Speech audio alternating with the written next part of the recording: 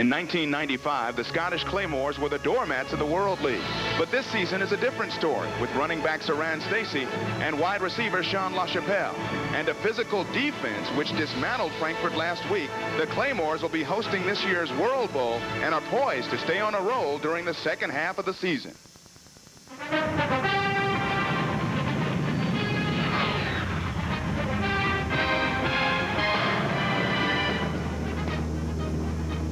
From chilly and rainy Murray Field here in Edinburgh, the Scottish Claymores play host to the Rhine Fire. And how do you do, everyone? I'm Eric Clemens. I'll be handling the play-by-play this afternoon, along with my cohort, Bill Moss, the former defensive standout of the Chiefs. Let's start with talking about Scotland. They earned the right to host the World Bowl with a fantastic performance last week against defending champion Frankfurt. Well, what it was a great team effort by the Scottish Claymores, but individually, 3 players were rewarded Players of the Week. On offense, number 88, Sean LaChapelle, wide receiver, number 27, Saran Stacey. Great effort. Teams know they have to stop these 2 guys, and Frankfurt couldn't.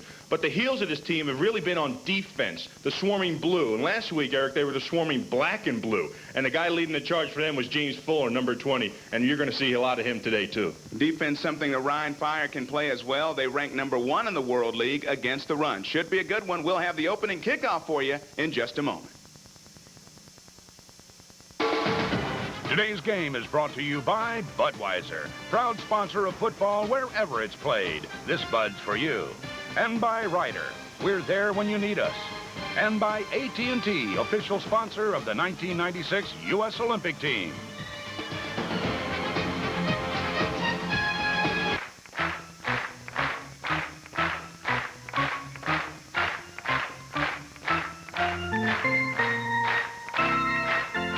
What questions keep men up nights? How good can you possibly feel? Are you looking for peak performance? Men's Health magazine has the answers. Call now and get your first issue free. You'll discover uncommon knowledge like 50 ways to flatten your stomach without sit-ups, how to cut your cholesterol 30 points in only 30 days, 5 intimate secrets to better relationships. With this special TV offer, you'll also get these 3 vital books free. Discover the sex secrets women wish men knew. Learn how to get rid of that gut quickly and easily. Plus, you'll get 101 Men's Health secrets every man should know. Call now for your free trial issue of Men's Health. You'll get the full year of Men's Health for $19.97 and these 3 books free. Where are the answers to your questions? In Men's Health. Call 1-800-319-2999 now for a free trial issue of Men's Health magazine. Subscribe now at our lowest price and get all 3 books free. Have your credit card ready.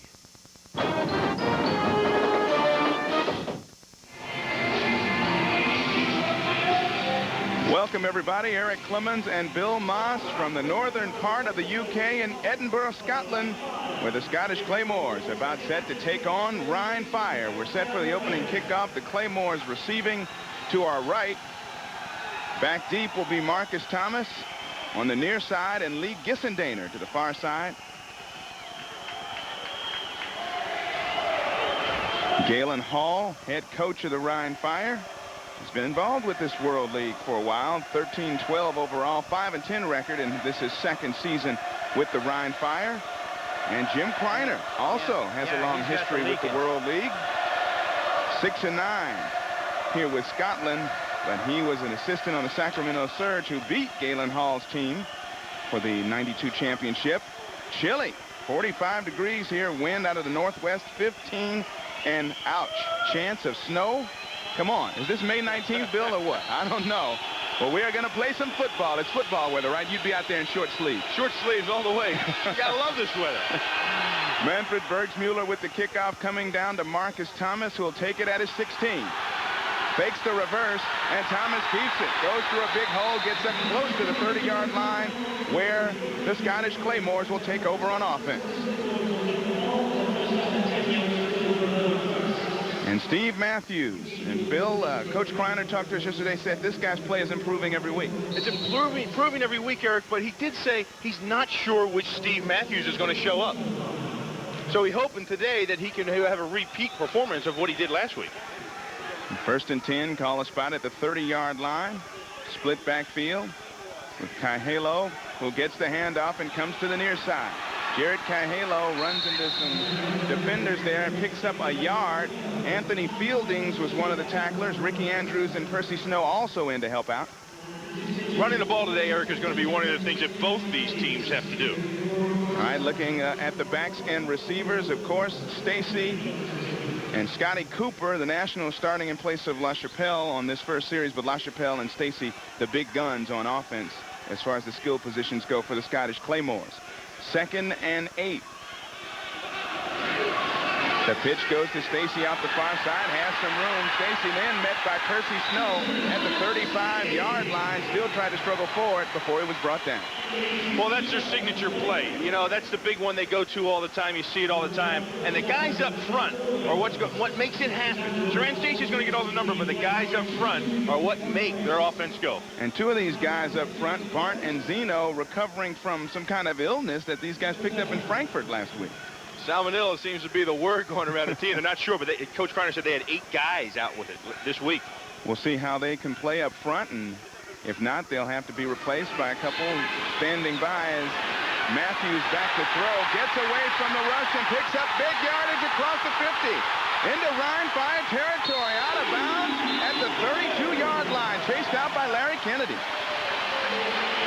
Big pickup for Steve Matthews. And one of the things that Rhine Fire hasn't been able to do is rush the quarterback. That time, they rushed the quarterback. They were all around him, but Steve Matthews found a crease. And not only a crease, because that crease turned into a bunch of daylight. And he took it right down the sidelines. It was finally pushed out of bounds.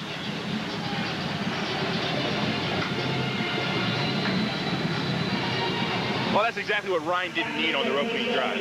They don't want to give up big chunks of yardage like that. Only 33 yards on that scramble, and the give this time to Stacy. Takes a hole, has a lot of room, still has room. He'll go. Touchdown, Scottish Claymore.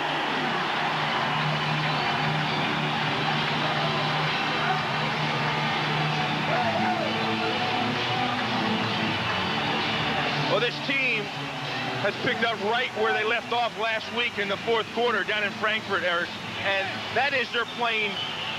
Their level of play has just generated. It's gone up another notch.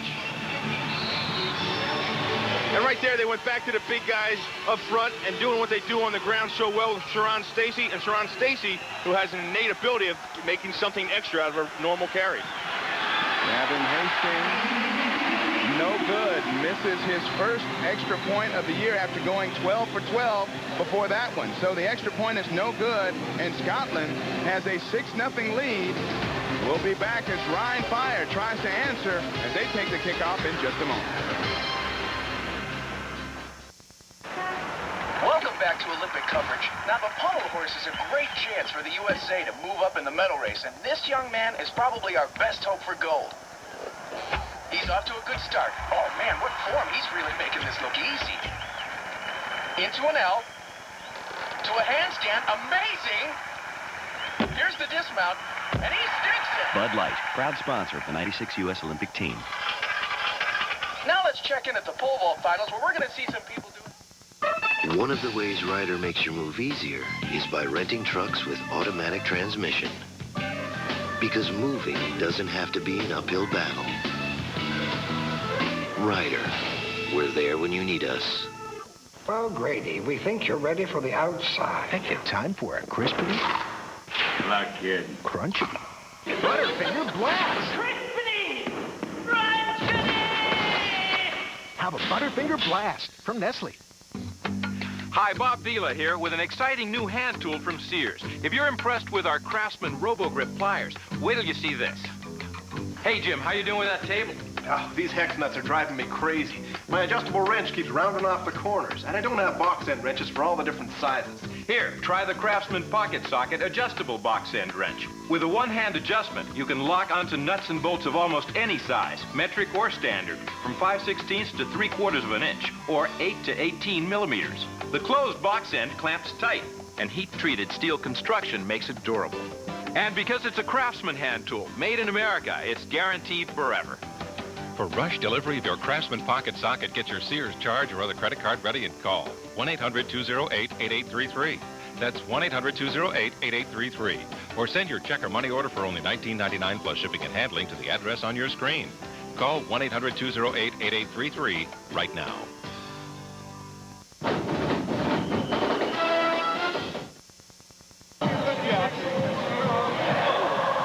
Big guys up front who make the way for that man, Saran Stacey, who took it in from 32 yards to help Scotland to a 6-0 lead on the Claymores' opening possession.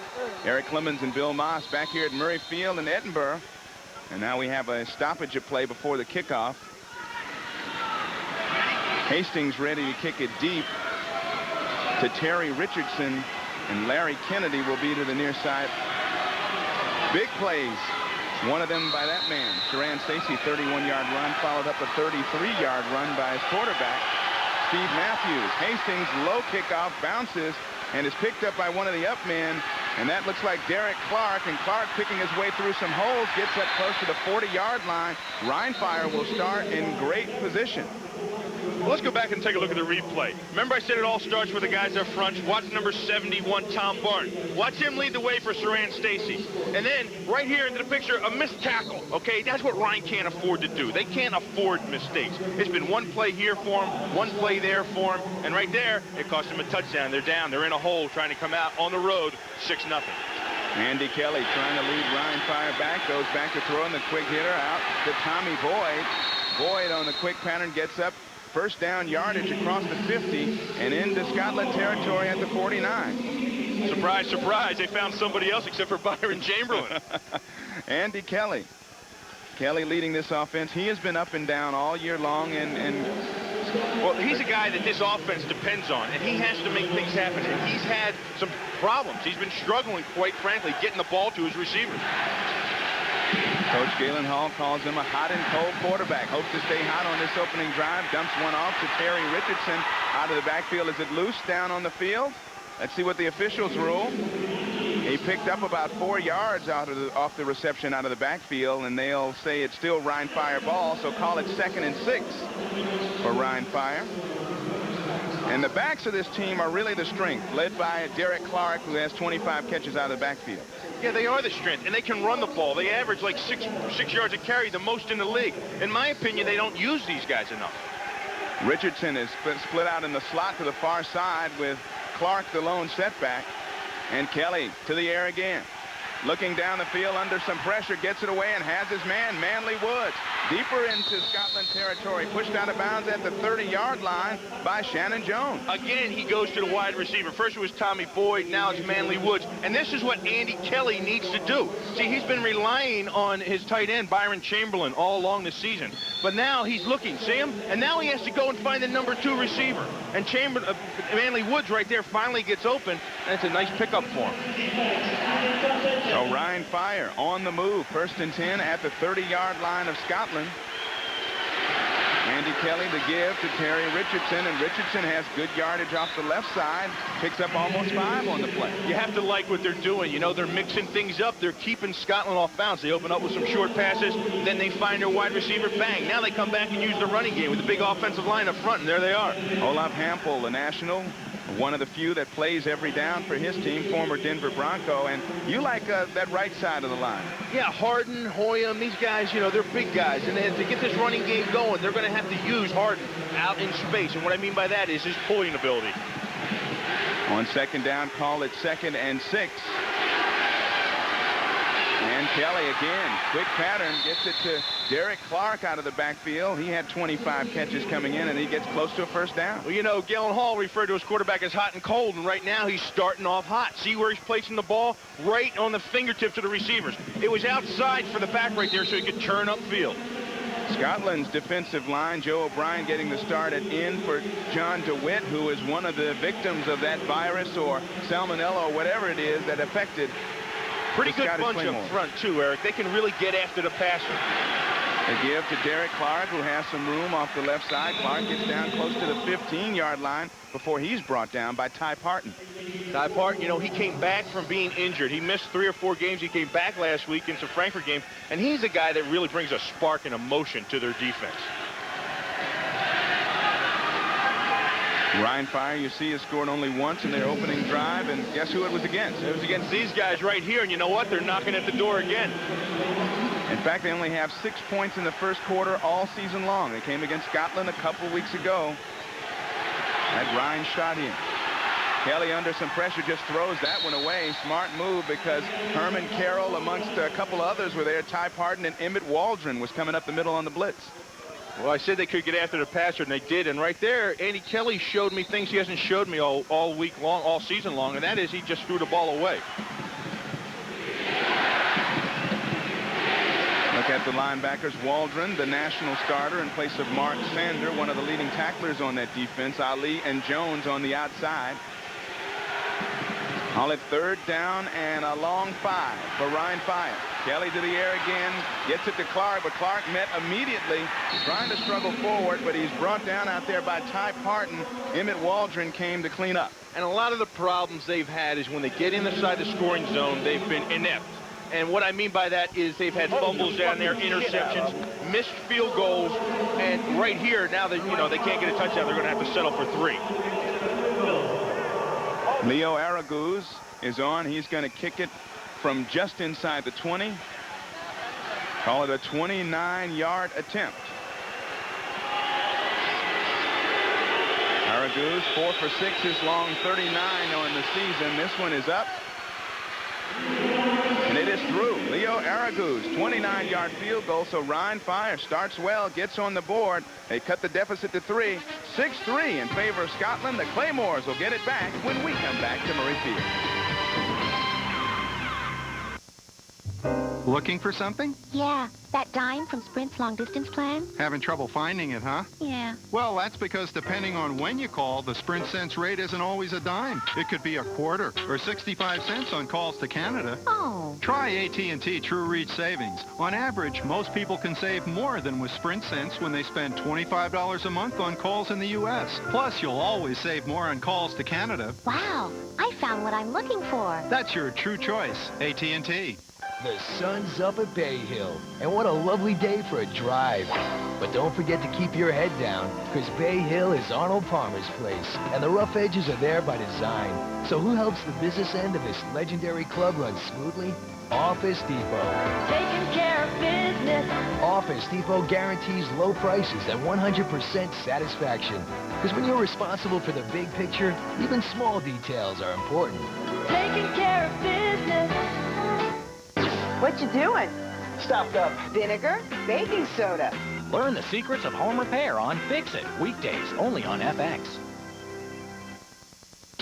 They are America's dreamers, builders, leaders. They are the future of America's companies and communities. They are students, teachers, machinists, programmers. But we're more. We're more. 1 weekend a month, 2 weeks a year. We're the men and women of the U.S. Army Reserve. We're proud of what we do. And who we are. You can join us in the Army Reserve. As a full-time citizen serving part-time, you can train in one of almost 200 career fields, learn high-tech skills, and earn up to $25,100 toward a college degree while you're still in college. Serve part-time. Feel a pride that's full-time. Can you see yourself? This could be you. Call this number for more information. You'll receive a free brochure in the mail. There's no obligation. No matter where you are in your life, The Reserve can help you do better in life. Call now. Be all that you can be in the Army Reserve. How about it?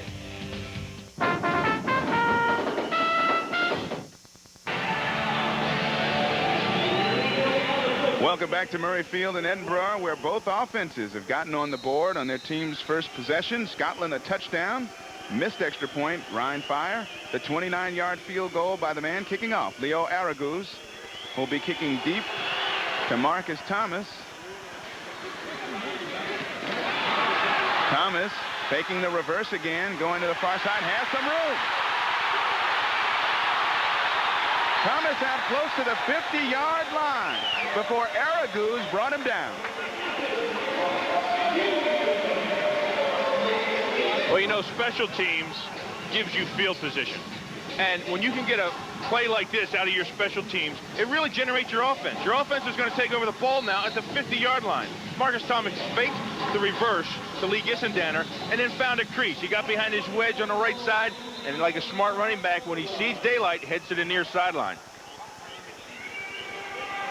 He tried the fake reverse on the first kickoff that he had, and it gave him a little room on the right side, but not quite that much as he got that time. So Scotland taking over in great shape at its own 49-yard line. Stacy, the back man in the I formation, gets the handoff. Comes near side and gets into Ryan Fire territory across the 50 to about the 48. And that's what they're going to have to do up front. Up front, they need to control their run gaps and keep Surround Stacy to minimal yardage like they did the last time. And these guys up front here, the guys that have to do it. All right. Teichelman is one of the replacement players there for the Ryan Fire defense. As Riddick Parker broke a finger on a hand, he may be out for the remainder of the season. So Teichelman in the starting lineup, and Saran Stacy gets the carry. Doesn't get much before Mike Andrews hits him down hard. Teichelman was also there to clean things up.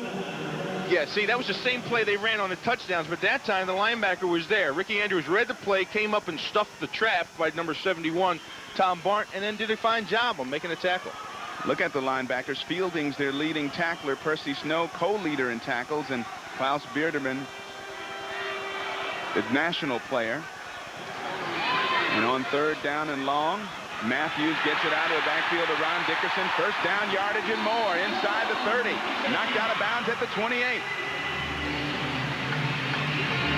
Well, you know, Ron Dickerson was hurt last week, and he missed most of the game. That's where Jared Caiello came in. But when they need to pass the ball out of the backfield, this is the guy they want to get it to. He's got great hands and an innate ability to turn upfield when it's time to do it. And you see it right there. Out of the backfield, Steve Matthews throws a nice ball, a little bit behind him, but it was wide open, and he just turned the ball up and went upfield. He's got good hands for a running back, and that's what they're going to utilize him with in this offense. Dickerson's 7th reception of the year on that catch. Big first down, and the swing pass dangerous out to Stacy, who has more room. And Stacy goes for a touchdown.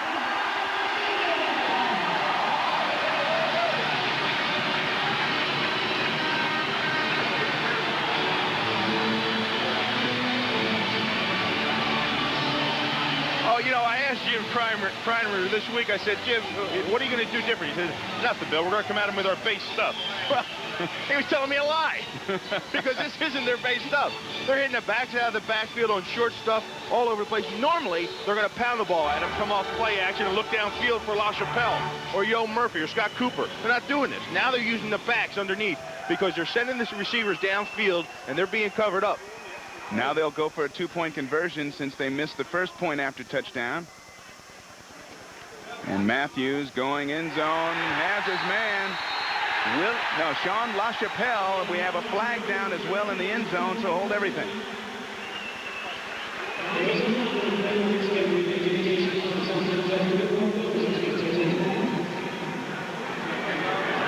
As they sort it out, we have another meeting of the minds there in the end zone. And a couple of claymores are pointing to their end of the field as if the call is going to be against Scotland.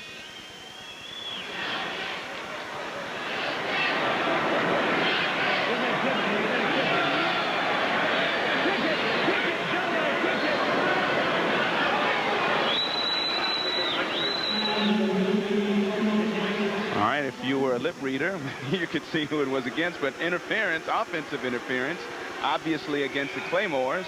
What happened, it looked like in the back of the end zone we had a little pushing off, and I think it was on Willie Tate, number 85. Well, now that'll bring one of the team captains, the rugby legend Gavin Hastings, onto the field, and he'll almost be kicking a field goal for the extra point here, point after touchdown. Well, the last one he missed was the first one he's missed all season, and now he's got a shot where he has to kick a 19-yarder here. And that one is straight and true. Good. So, after Stacy's second touchdown of the game, the Scottish Claymores are 2 for 2. 2 possessions, 2 touchdowns by Saran Stacy. And 2 different methods. One on the ground where he followed his lead blocker, and then out of the backfield. He's sitting out in the flat, and as a safety valve, he gets the ball thrown to him and finds his way picking and slashing through the defense. You see the play action pass. Steve Matthews just turns and finds his man out in the flat. And then he has his big blockers down front, Keith Wagner and Purvis Hunt. And when you get those two big lows in front of some defensive back, the only thing that's going to happen is touchdowns to Saran Stacy. Well, I tell you, it looked like a dangerous pass, too, as a defensive lineman was right there, and he just got it over the big right paw. What it was a screen. They let him rush upfield, and Purvis Hunt and Keith Wagner got out there, released quick. And in World League American football, on a screen, you're allowed to release from the line of scrimmage before the ball is thrown. So they get downfield and get their blocks set up, then it's dump out into the flat to Saran, and nothing but daylight after that. So 4 plays, and Scotland strikes quickly again. 51 yards, and this kick by Hastings is a short one. Comes down on the far side of the field and comes down to Antoine Carter. And Carter brings it up to the 30-yard line before Carm McGill brought him down. So Ryan will take over and try to answer.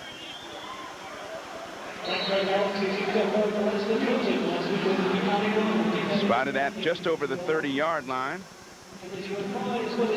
Take a look at the defensive backs, and a really active unit it is. They hit, they cover, they do everything with. Very good group. A lot of these guys you're going to find on NFL rosters in training camp for sure, if not all 4 of them. On 1st and 10, play fake. Kelly going deep down the far side, has a man open. And no flag. He was looking for Kevin Knox. Now we got a flag down and looked to be late. That's going to be pass interference on James Fuller. James Fuller got in front of Manley Woods as the ball was in the air. And the Claymore's protesting a bit. So it seems obvious the preliminary indication is that they committed an infraction. Well, one of the things they wanted to do, Ryan Fire, was have the wide receivers more active in their game plan. They haven't been utilizing them as much as they'd like, and they need to get downfield. Because if they have the ability to open things up a little bit and get downfield, then you have to respect them. You have to stay on your man, and that's going to open things up underneath for Byron Chamberlain and for their backs. Oddly enough, they scored on their first possession without throwing a single pass. Number 82's way, and there it is, the pass interference. James Fuller obviously didn't know where the football was, and he didn't know who it was being thrown to. And he might have thought the play was over, because he runs right into Manley Woods right there on the play, and the ball's coming there. I mean, that was pass interference all the way. Galen Hall sees his team get a good break on the pass interference call. Ball at the 37, and Antoine Carter dancing his way to the far side of the field, picks up about 4 before he's brought down by Ty Parton on the far side. You know, Eric, so far, the Ryan offense has been doing what they came here to do, and that is keep the Scottish Claymore's defense in check. And what I mean by in check is off balance. They haven't seen them open up downfield. They haven't seen them go to the wide receivers much. They're getting the ball out there to them. Then as soon as they do that, bang, they come back and start hammering the ball up front and picking up 3 or 4 yards a carry. In fact, the Claymores told us yesterday they want to make Kelly hold on to the ball and try to go downfield. They feel that he plays into their hands if he does that. Had a little movement before the play, no flags down. Kelly throwing that one almost intercepted, and now we have a flag down. Maybe another interference call against the Claymores. Well, there was a lot of confusion there in the front, and it's going to be an interference call. But you can see right there, that's why they want to make Andy Kelly hold the ball. Because when he has a lot of people around him and he's in traffic, and there's your call right there, pass interference.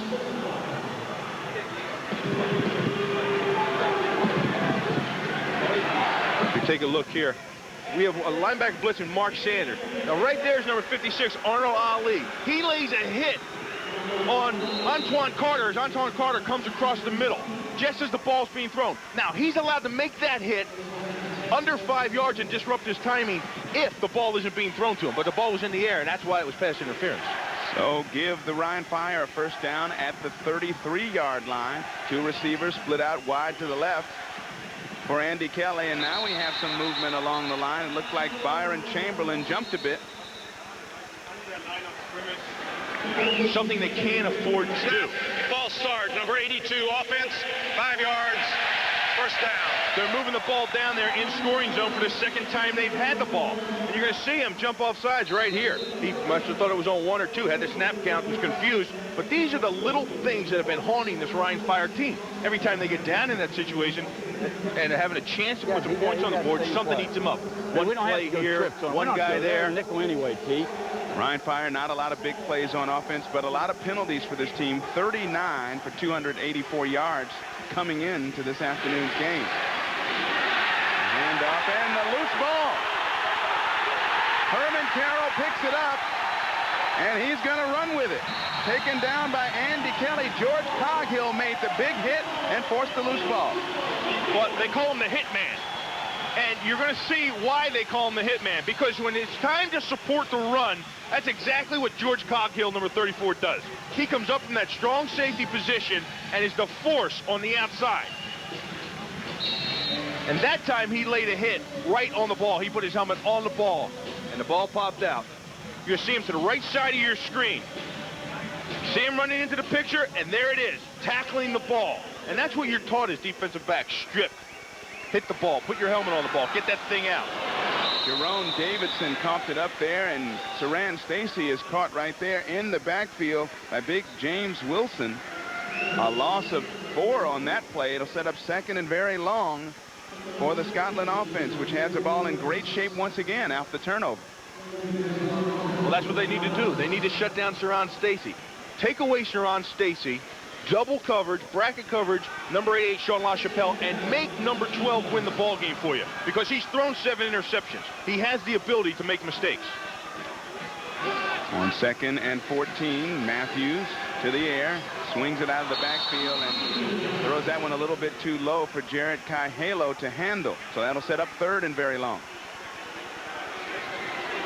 Ryan Fire defensive secondary is depleted, to say the least. You are looking at the only 4 guys that Galen Hall has to play in those positions today. That's it. So if there's only 4 guys out there, how do they go to nickel package where they bring the 5th DB in? I guess they don't. Maybe Jamal Cox, though, is all set to play one of the safety positions should he be needed. And Jamal is normally an outside linebacker. So we'll tell you how that develops as Matt Gay, the normal starting free safety, is at home with his wife expecting their first child. There's a pass.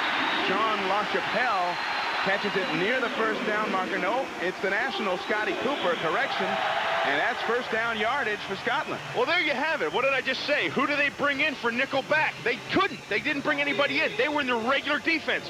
4-man rush, 3 linebackers, and 4 DBs. And that gives them a lot of time. They find Scotty Cooper. When it's 3rd and 13, most defenses are in their nickel package. They couldn't get to it.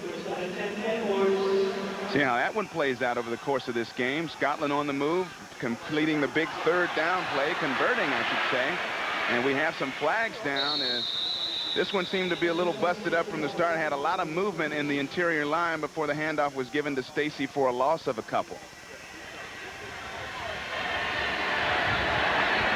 So referee Ron Fars, the offsides against the Ryan Fire, another penalty that hurts in this situation. Defense number 73. Ryan Fire has moved the ball well, but since Scotland has struck so quickly, you look at the scoreboard and it's 13-3. Well, look what's happened to him, the Ryan Fire. The same thing that's happened to him all year. The mistakes, the penalties, the little things that just holds them from becoming a good team. Back 15, I mean, you all right? Out of their 4 games, they've been in every game. I think the total margin of loss is like 9 points throughout their 5 games. And Steve Matthews, an offense's delight, first down and only 5, gives it to Saran Stacy, who goes off the far side, picks up about 4, brought down by a host of people on the far side as Jim Kreiner looks on, 2nd and very short.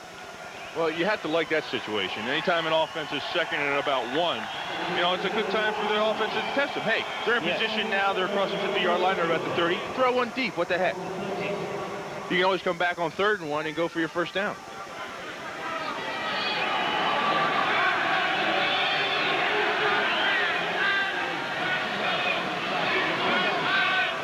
Cooper is in motion this way, and the pitch comes to Saran Stacy. Stacy might have gotten across the 30-yard line, which he needed to do to get the first down, but he was met hard. Yeah, well, I said throw the ball downfield, but they lined up in I backs. And if you study this team, the Scottish Claymores, when they're in I backs, they run the ball. And you can see Jared Caiello, number 31, leading the way. But Ryan Fire isn't fooled at all. They knew that play. They knew what was coming their way. You can see now it's third and about a foot. Wow, it looked to me like Stacy had crossed the 30-yard line before he was knocked backwards, but they don't give him the greatest spot right on the 30. And now Steve Matthews doesn't like what he sees. He's going to take the time out and come over and talk it over with Jim Kreiner.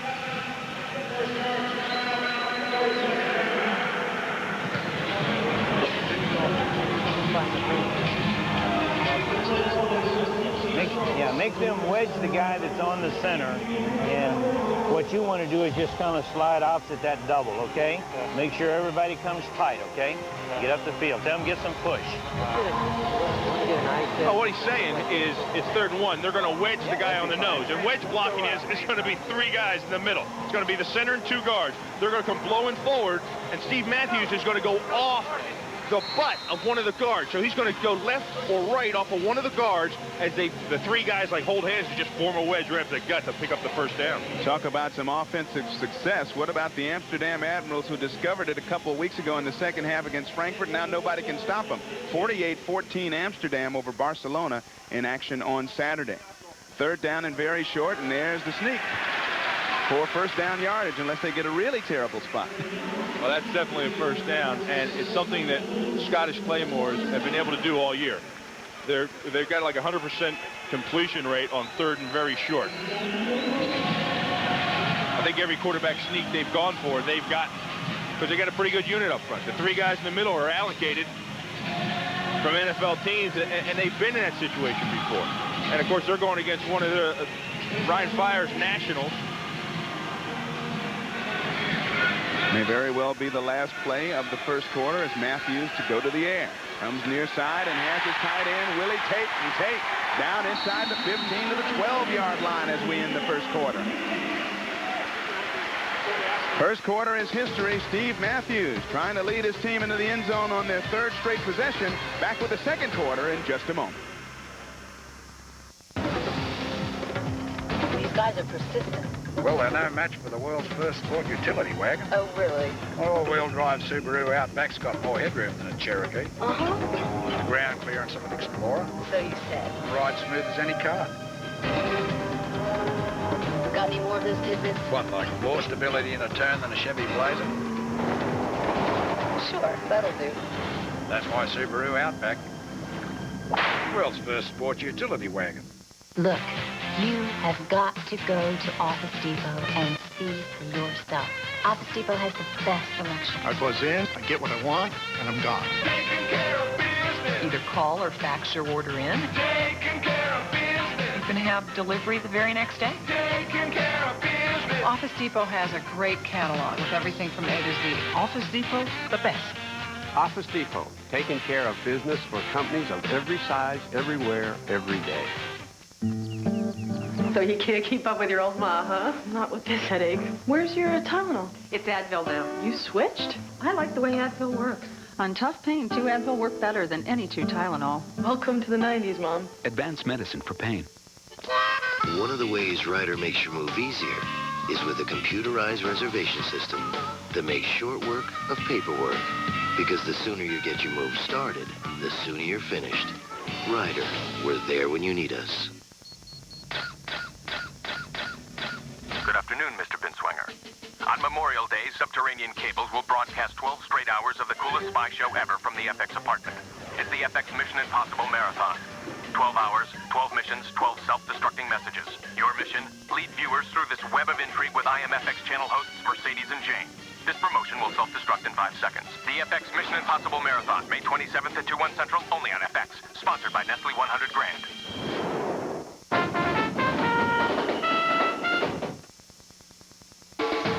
And now Budweiser presents World League of American Football Facts.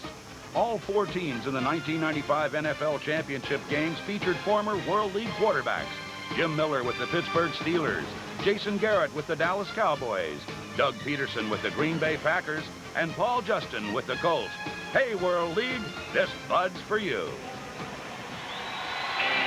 Chilly, rainy, windy here at Murray Field in Edinburgh, but the fans pretty happy with the results right now as the Scottish Claymores lead it by 10 and are going in for more. I was going to say you forgot cloudy.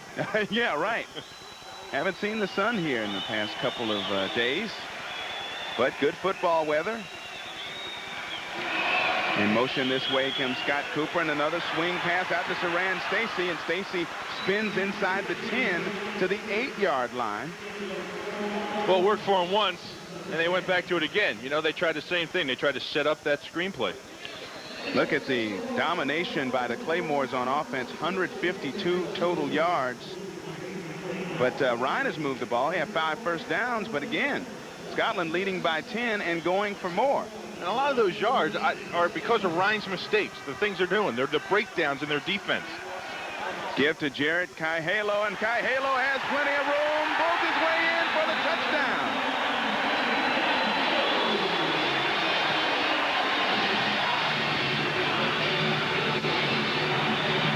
You know, Jarrett Kaihalo had the chance to start last week because of Ron Dickerson's injury. And we talked to him, and he stepped up to the call. He said, hey, you know, my opportunity was there, and I met the challenge. And he took full advantage of the situation. He had a great game for him last week, and then he comes back, and he's right back in the mix of things again this week, being the lead blocker for Saran, banging up there for him, knocking linebackers out of the way. He had only 6 carries for 15 yards coming into the game, but picks up an important 12 for the touchdown there. I'm sorry, 8 yards for the touchdown as they go for 2. Steve Matthews floats it in the corner. Great catch by Sean LaChapelle for the 2-point conversion.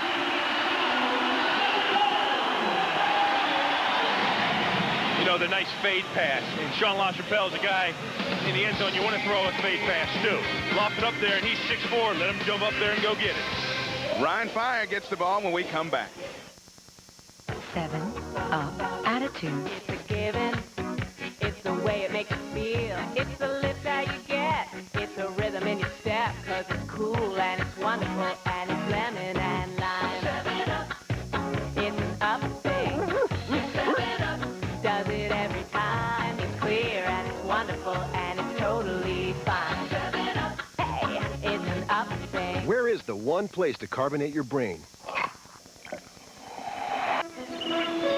You don't take orders from anyone but the sea. The harder you work, the more you earn. And the more you earn, the more you keep. And after it's all said and done, you walk away with the 2 things nobody can take. Good friends and good corn.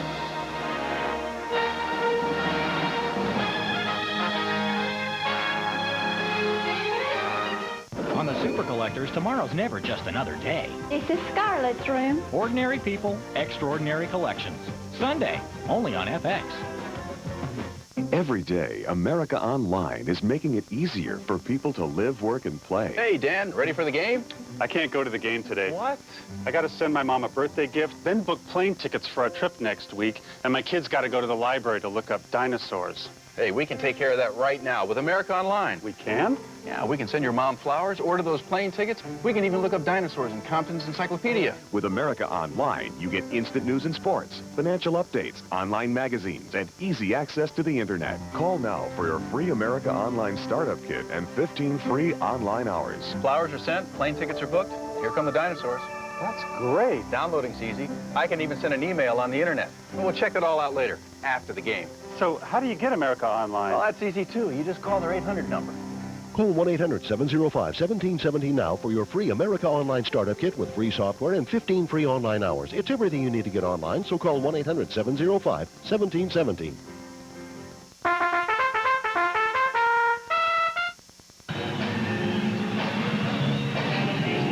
Welcome back to Murray Field in Edinburgh. The Scottish Claymores offense has had the ball 3 times. 3 times it has scored touchdowns. And they lead 21-3. Jarrett Kaihalo also playing the special teams. This one comes down to Larry Kennedy at his 12. And Kennedy taken down at the 30 after a 17-yard return by David Webb. 9 plays, 45 yards, over 4 minutes after the fumble recovery by Herman Carroll. Let's go back and take a look at the touchdown. Watch number 71, Tom Barton, lead the way on the trap. He hits Percy Snow, the middle linebacker, springs the whole thing open. And then Coelho, once he gets down around the goal line, he just keeps those feet churning right into the end zone. Then they come back and they need 2, and there's the fade pass. See where he lays the ball? Perfect for Sean LaChapelle. Pulls it right in. Couldn't put it more better. Both feet in bounds too, Eric. I guess the big story for the Ryan offense is that their leading receiver, the leading receiver in the league, Byron Chamberlain, has yet to catch a pass. And we get a handoff. Gerald Jeffcoat met Derek Clark for a loss on the play, called a loss of about a yard. Yeah, you mentioned they took Chamberlain out of it, and then now they're taking Derek Clark out of it. You know, he gets the ball on the draw play, which is averaging about 6 yards a carry for him, and he's -1.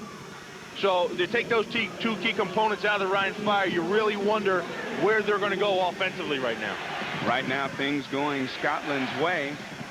Scotland has never recorded a victory against the Rhine Fire in its history. Kelly back to put it up. Goes to the near side, and that one in and out of the hands of Clark. You know, I said they're taking Byron Chamberlain out of the game plan here. Watch how they do it. Okay, George Coghill comes up on the line of scrimmage. And he's right on top of the tight end.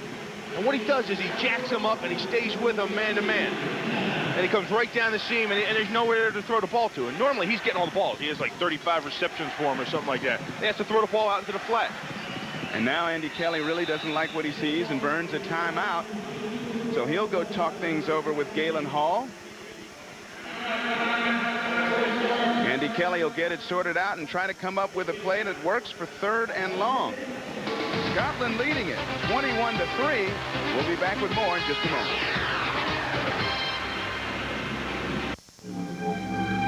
I don't see him. I think we're safe. Of course we're safe. We're in my Subaru Outback. I know the world's first sport utility wagon. This beauty's got dual airbags, full-time all-wheel drive, and it's more stable in the turn than a Blazer. What else you got?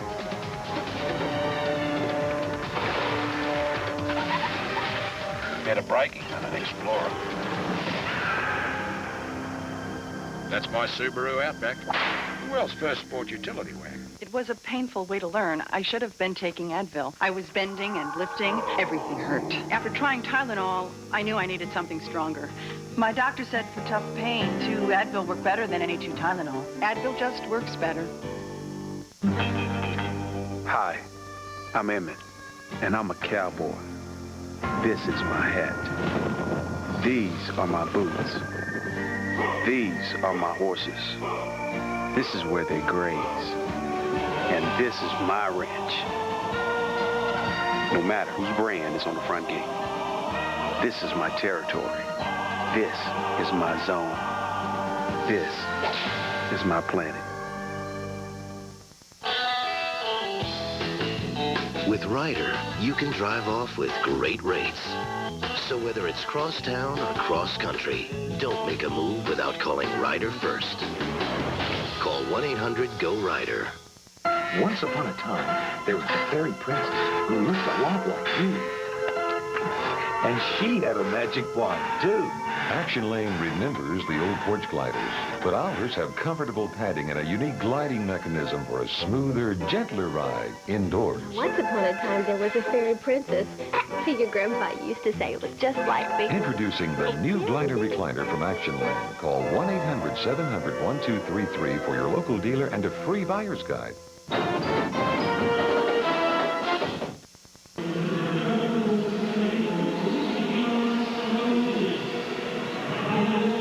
Situation, 3rd and 11 from their own 29-yard line. Rhine Fire trying to mount a drive and get back in it. They trail by 18 here early in the 2nd quarter.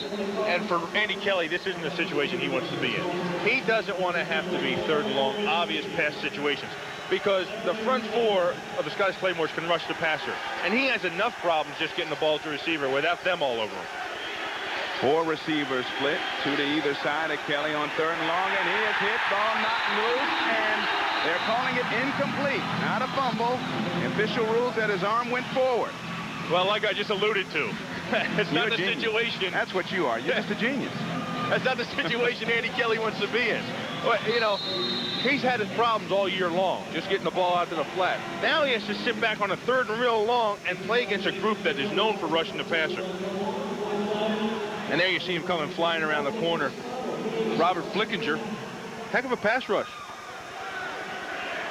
So now Leo Araguz, leading punter in the World League, will get it off to Lee Gissendaner, standing back at his 30. He'll maybe field this one on the bounce. No, it's coming near side. It'll roll out of bounds at the 43-yard line. So once again, Scotland in great shape, and they'll be in really good shape on June the 23rd when the World Bowl will be played right here at Murray Field in Edinburgh.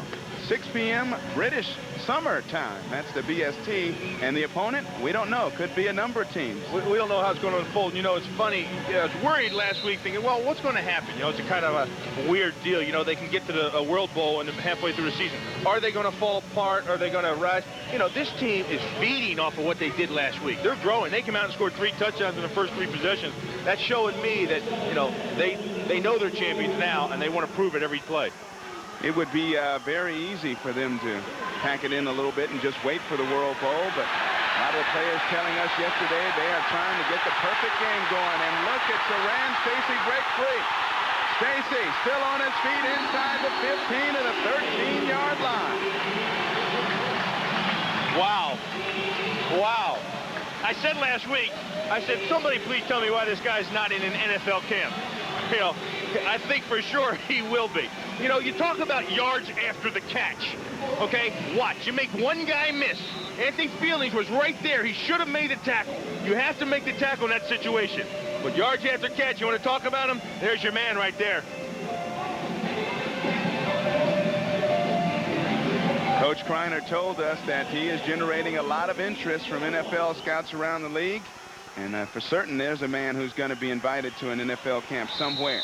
Saran Stacy, and now we have a stoppage of play. Well, you know, that way he can finally get his haircut. Look at the first 3 possessions for Scotland. 70-yard march, 51-yard march, 50-yard march after the fumble recovery, and they're knocking at the door again. Yeah, and for Ryan Fire, it's a situation where we talked to the guys yesterday, and you saw in their eyes, they said, no, you know, we have something to prove. We want to show everybody we can play. We've been in every ball game down to the end. But even though those words were coming off their tongue, you got the sense that this group was frustrated. They're not happy where they are. They don't have any answers. And they're looking for some. But today, right now, as of this point, aren't able to find any out here. And a timeout being charged now. Steve Matthews trying to get everything straightened out with Jim Kreiner. Well, Jim what are we going to do? I guess. Or Soker, Here, look at here. Leave the the back offensive normal. coordinator. Okay, I know, I don't want that. Let's listen to the Leave the conversation. tailback weak in the full. Yeah, and I know when Stacy blocking because of they're overplaying the power play. How come the clock said 0? I don't know. I'll ask I believe what they're going to try to do is, she said they're overplaying the power play. And what they want to do is have Saran Stacy fake the power play, get him to commit, and then throw the ball up top on a play action. Saran Stacy into the record books again as the total yardage leader, and the give goes to Ron Dickerson. Dickerson off the far side picks up maybe 3 yards before he's brought down by Anthony Fielding. Well, I asked Jim Kreiner, I said, hey, you guys going to do anything different? He said, oh, no, basic stuff. Well, watch Saran Stacy. Now he's coming in here trying to block. I said, trying to block. He went for the legs of the defensive end and wasn't able to cut him down, and they got the ball to Ron Dickerson. So it is a change-up for him. Usually the fullback's blocking for the halfback. Now they switch it up. 2nd and 7 at the 10-yard line. The blitz is on, and that is Mike Salmon who throws Steve Matthews down for a big loss. Big sack on that play as Ryan Fire has to make a stand somewhere. Well, look, he's shaking his head. He's upset, you know. He's like, darn, we got to make something happen. And right here, he takes him out of field goal position. So Mike Salmon's, you know, he's a guy back there. He's trying to get his troops rallied up, make a big play, make something happen. They need to blitz more often because they only blitz when they're down inside the scoring zone. They don't have anything to lose, Eric. You know, they're 1-4. Start sending the guys. Do whatever you have to take. If you need a new quarterback, get a new quarterback. Steve? Jim Kreiner trying to talk things over on this big third down. And before the game, this is Power Party Scotland style.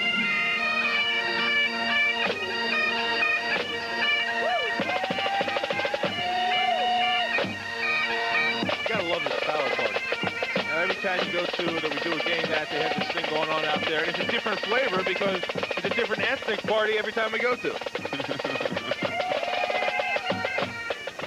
I tell you, the he doesn't look like he's at a party right now. Might not be the greatest weather for the kilt look there today. A lot of wind blowing up under there. But they were having a good time, and they're having a good time in the stands here. Galen Hall, his time could be better. His team trailing by 18, and Scotland now with a third down and about 15 to go for a first down. In fact, they'll get a first down if they get the ball to the 3-yard line. And Steve Matthews has come out of the game, and Kerry Jones, the third quarterback, has come on. Attending to Matthews' nose. We don't know. Jim Ballard usually listed as the second-string quarterback, but Kerry Jones, number 7, is in on third down. And Jones back to put it up. Gets it to Dickerson out of the backfield, and Dickerson will get it inside the 10 to the 8-yard line. That'll leave him about 5 yards short of the first down. Well, here's the power party here. I mean, when you're up 21-3 with 10 minutes to go in the second quarter still, you can put in your third-string quarterback that you just recently signed last week from Arena Football. He was over in the States. He played a game last Saturday night in Arena Football. Then they bring him over here on Sunday, and he's playing in the game already, second quarter. What happened on the blitz there is Mike Salmon came up, and in the course of a tackle, the helmet came down on the bridge of Steve Matthews' nose. And Paul McCallum sends that one through from 25 yards away. So Scotland 4 for 4. 4 offensive possessions, 4 scores. Their first field goal makes it 24-3, and still plenty of time to go in the second quarter. If you're a fan of the Rhine Fire, plenty of time for the Rhine Fire to get back in it before halftime. Well, you know, Scotland is just, they've gained a lot of momentum off of that win last week. You know, everybody thought Frankfurt was the favorite, and they were the team to beat. And Scotland, quite frankly, went down there and just handed it to them. In all aspects of the game, just put it on them. And Frankfurt left there embarrassed. And what it's done for them is they're hosting the World Bowl here in Scotland. And this team feels like they're champions. They feel like they're the NFC champs. And they've won that title. But they still have 4 games to play. But through the course of this, I mean, they're gaining energy and momentum. They're feeding off this excitement, Eric. Scott Cooper getting those limbs stretched out, staying cool. First half recap of the season, and everything pretty much is improving here in the World League. The national players weren't very involved last year, but look at the output through 5 games of the 1996 season. Points a game are up, and more importantly, attendance is up, so more fan interest in the World League of American Football this year. Hastings kickoff, very short one, goes out of bounds. And, you know, I've seen a lot of this too, and we never talk about it, but when the ball's kicked out of bounds on the kickoff, it's a penalty, and the ball's spotted at the 35-yard line. And I think a lot of the reason for this is that each time the kicking game is on the field, by the kickers, we'll put the ball in play at the 40-yard line. First down. Each time this occurs, it's a national kicker that has to be out there. And a lot of these national kickers are used to kicking a soccer ball or a rugby ball, whatever the case may be. And, you know, when they tell them to kick to the left hash mark, the ball usually goes out of bounds. They should just tell them to kick it straight down the middle. They wouldn't have to have this penalty. That's great field position right there. Meanwhile, Steve Matthews is throwing a few passes right in front of us over here on the near side of the field, so he seems to be fine. He may return to the lineup. Kerry Jones looks sharp on completing the swing pass, and now Terry Dean on the field for the Rhine Fire, and Dean completes it to Tommy Boyd, and Dean staying on the ground for a while after taking a hit, appeared to be shaken up a little bit. Well, Terry Dean's into the lineup, and we said if you got to make a quarterback change, make a quarterback change. But now he gets a feel of what his partner Andy Kelly's been feeling. See Herman Carroll? He puts a lick on him, takes him right to the ground. All 275 pounds of him comes straight into Terry Dean, sandwiched between Frank Carroll and the ground.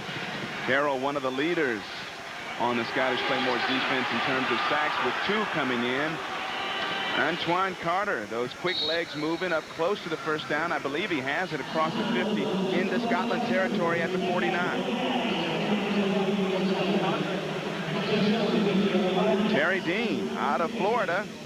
age 24 years old. He has good size, 6'2", 214. He's 13 of 24 for 101 yards, 1 interception, no touchdowns so far this season.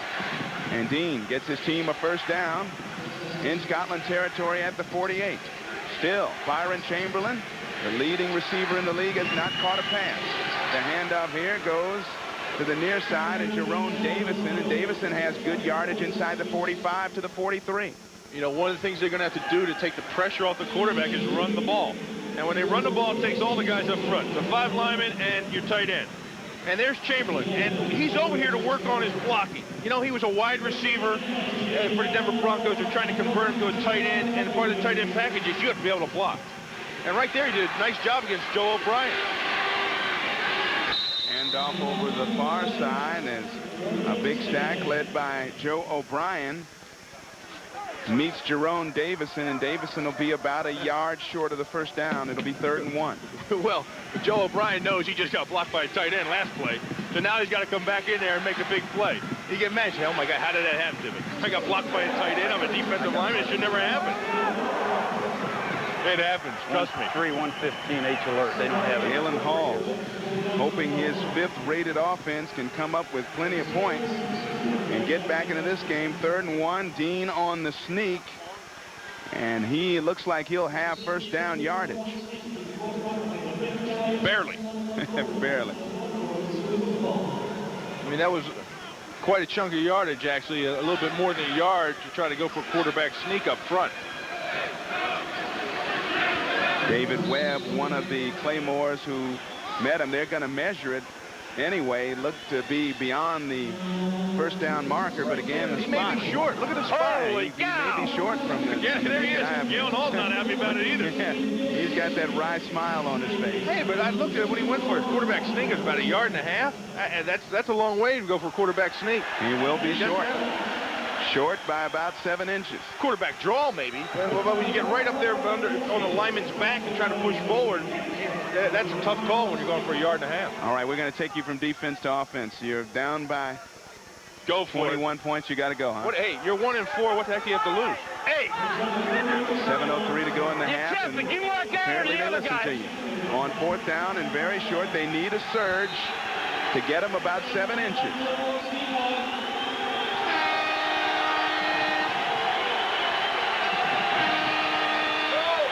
He doesn't have it. He doesn't have it. Mark Sanders came right over the top. Looked like he jumped over top of the center to wrap his hands around Terry Dean. Galen Hall puts on the headsets as if he wants to hear some more offensive plays. He seems confident that they have it. It all will depend on the spot.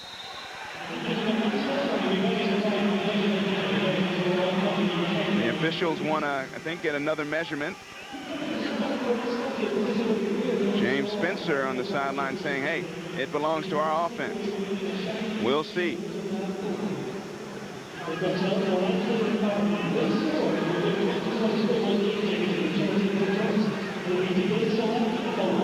I think they're shorter. They are. They are short. And Galen Hall couldn't believe the spot last time, and he can't believe the turn of events this time. Watch Mark Sanders. Ty Parton. How about that leapfrog move? I thought it was Sanders. Sanders to the left there. I thought it was Sanders that came over. He came over like a linebacker. Ty Parton, he jumped over the guard like he was a frog. That's a new technique. I've never seen that technique before. That's a tremendous athletic play for a guy 6'4", 272 pounds. Ty Parton, a big play, gives Scotland great field position once again, already up 24-3. They're now at the 39. In motion to the near side is LaChapelle. Kaihalo takes the delay, and we have flags down on the play.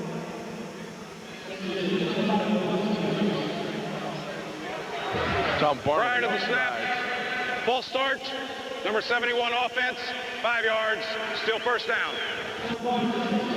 Watch number 71 to the left of your screen there. See, he just pulled out a little bit early. Anxious to lead that trap block up on the linebacker for Saran Stacy. He's been doing such a fine job at it that he couldn't wait to get another lick in there. So it'll be 1st and 10 for Steve Matthews. A solid performance at Frankfurt last week. back in the game after having that nose attended to on the sidelines. And Matthews back to throw, comes near side. He was looking for Kai Halo out of the backfield. Overthrew it just a little bit. Set up 2nd and 15. Well, you're going to see the blitz come to the right of your screen. And that's where you want to blitz a left-handed quarterback because he can't see you coming. That was number 58, Klaus Bearderman, the national player. And that's where you want to blitz him. Blitz him to the side that he's not looking at. And by the time he does see him, he has to hurry to throw. And you saw the way the ball came out there. Just Jared Caiello could never get a hand on it.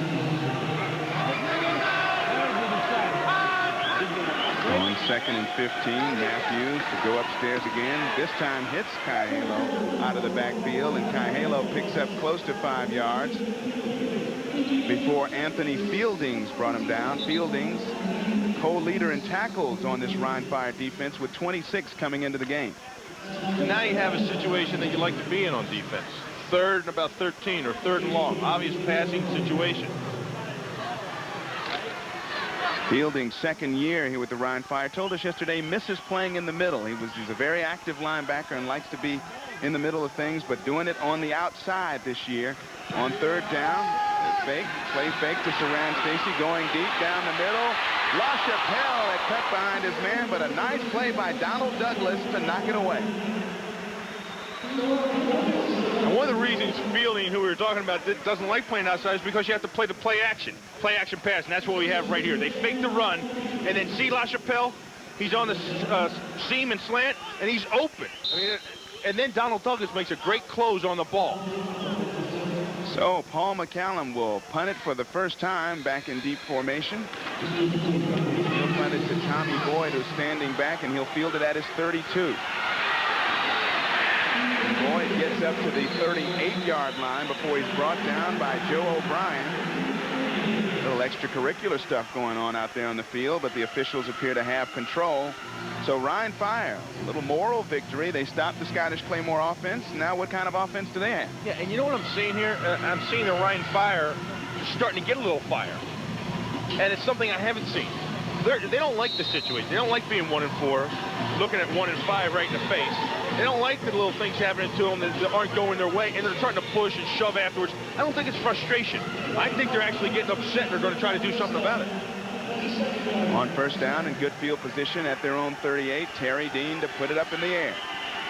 Dean under pressure.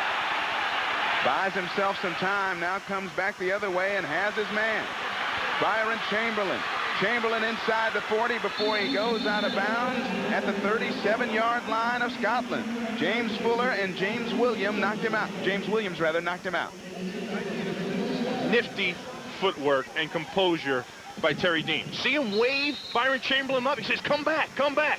He was covered down there by George Coghill, 34, but Terry Dean, as he's scrambling with one arm, says, come back up. And he comes back up, and he hits Byron Chamberlain. Nice pickup. And this is what the Fire needs to get going. They need to make big plays. They need to march the ball downfield. Chamberlain, his first catch of the afternoon. Derek Clark, also a big part of their offense. And speaking of Mr. Clark, there he is, breaking into the open. Clark inside the 20 and finally brought down by James Fuller as he gets close to the 12-yard line. Well, you know, we talked about Byron Chamberlain and we talked about Derek Clark and how much they've meant to this offense. And there you have a case of it, back-to-back plays. First they go to Chamberlain, who has a nice pickup about 30, then they come right back and feed the ball to Derek Clark. And he has another nice pickup. Now they're down about the 15-yard line. Now they can't afford mistakes. The mistakes have been haunting them in the past. They need to put it in the end zone. See it right there? Byron Chamberlain and Derek Clark. They're the two guys. They're getting it done for them. Give this time to Terry Richardson, and Richardson has a nice hole, gets it down inside the 10 to the 7-yard line. Like I said, you see a sense about the Rhein Fire. They're pushing and shoving. They're a little bit mad out there, Eric. And since they took the possession of the ball down there, they've marched right downfield. Looks like a different team playing out there right now. They have, again, been in every game they've been involved in this year, and the difference between wins and losses, as we pointed out all afternoon, has been their mistakes. They've got three receivers split out. Tommy Boyd, with the play clock running down, goes to the far side. Dean, quick slant over the middle. He was looking for Tommy Stowers, the backup tight end, who he almost hit, was George Coghill, 34. George Coghill was in position to pick that ball off. So it'll be third down, and a big third down for the Rhein Fire, looking to get back into this game, trailing it by 21. Illegal shift. 2 men moving at the snap. Offense, 5 yards. Replay, third down. Now, what did we just get done talking about, Eric? They get down there. There's a 15-yard line. They need to use that momentum and put the ball in the end zone. Instead, it's the same old story. Second down. A penalty, a mistake, miscommunication, and the ball starts going backwards. All right, they'll replay second down as Terry Dean, 2 of 3 for 32 yards so far in the game. We'll replay second down, call it 2nd and 8 from the Scottish Claymore 13-yard line. Terry Dean on in relief of Andy Kelly, trying to provide a spark for the Rhein Fire offense. And the give to Richardson, and Richardson gets to about the 10 before Herman Carroll says no more. Almost about the 11-yard line. 3rd and 7. You know, in the NFL, when it's 2nd and long, everybody knows it's going to be a draw. And right there, they tried the lead draw on 2nd and long. And I said everybody knows it, and right there, everybody on Scotland's defense knew it was coming. So a big 3rd down and long. Richardson and Manley Woods split out to the near side. Chamberlain in the slot on the far side. And Dean chased out of the pocket again, trying to buy some time. Throws end zone. Incomplete. David Wilson and James Fuller were back on the coverage. So Galen Hall now has a decision on 4th down. You have to go for it. You have to go for it. Where'd he come from? Yeah. Watch Byron Chamberlain. Shannon Jones is with him all the way. Doesn't let him go. He's in front of him. He turns. He comes back. That's taking away their offense from him. That's what they've been doing the whole time. And they're going to go for 3 here. 3's not going to help them. Leo Araguz will put it up, call it a 28-yard attempt. And that's up and good. So they settle for the 3 and take a 21-point lead or deficit down to 18 late in the first half. You know, when you get down inside the red zone and you just come away with a field goal, most offensive coordinators aren't happy with that. You lost 4 points. When you're down in there, you need to put the ball in the end zone. Good offenses that get down there and only put up 3 points, sooner or later through the course of a game, it'll reach up and bite you.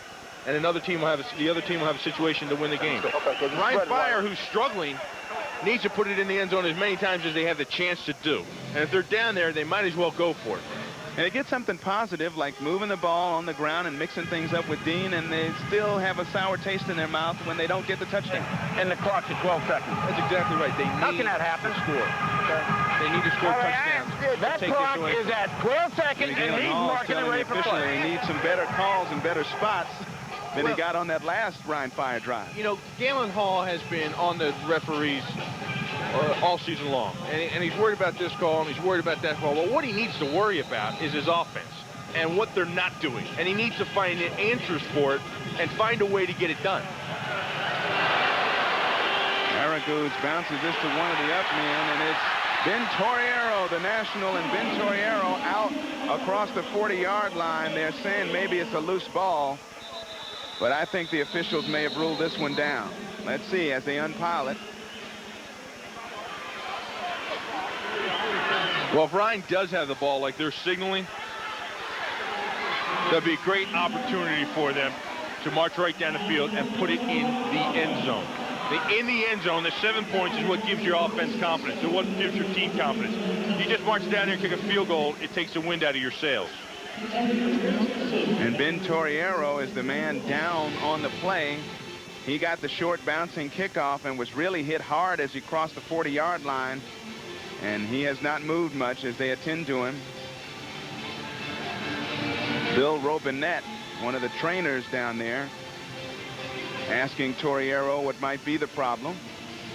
And they ruled that Rhein Fire did recover the loose ball and fumble, so they are in good shape at the Scotland 38-yard line. There's Ben Torriero, spends most of his time on special teams.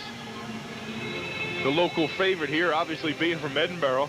And he's a guy the fans love, the community, everybody gets behind him, the players on the team respect him. You know, he gets them pumped up. He comes out there with the face paint on. He's jumping up and down. You're going to see him field the ball right here. And he starts upfield behind his blockers. And then takes a big blow by Marcus Fink, number 23. And as he was hit with his head down, the ball popped out, as you can see on the ground. Might have been Jerome Davison who really popped him as he came across the 40.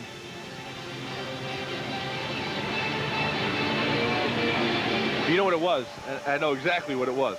When you have your head down like that and you make contact, it's called a stinger. That's what these guys call it all the time, stinger. It's a nerve that shoots down your neck. Yeah, it burns. It goes all the way down your arms to your fingertips. So when it's real severe, sometimes it goes down both arms. I know what they're like. I've had them. And it's not enjoyable. And that's what it looked like to me that Ben Torriero suffered on that play right there. But getting back to Ryan, you know, the special teams are really going to create field position for you. And good special teams in this league can really be a big help, because a big play like that can turn the ball game around for them. And the hometown fans, of course, very happy that Ben Torriero is walking off the field mostly under his own power. That's great news. You're going to see him right here. He jumps up in the air, avoids a tackle, and then as his head comes down lowered, see the contact made right there? That's it. I'm sure of it. I've seen it before. I've been through it. I know exactly what it is. That's a stinger, and it stings.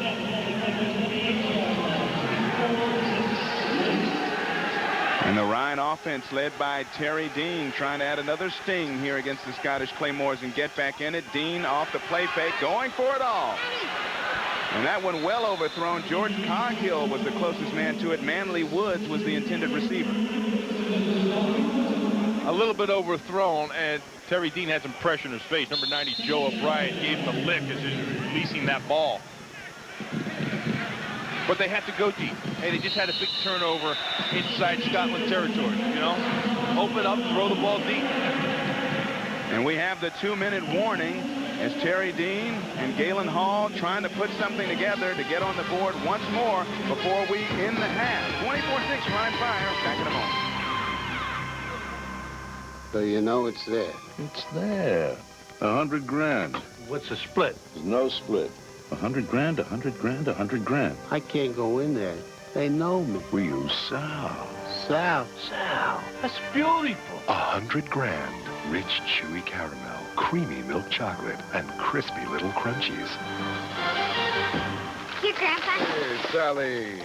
Keep one for yourself, kid. 100 grand from Nestle. Now that's rich.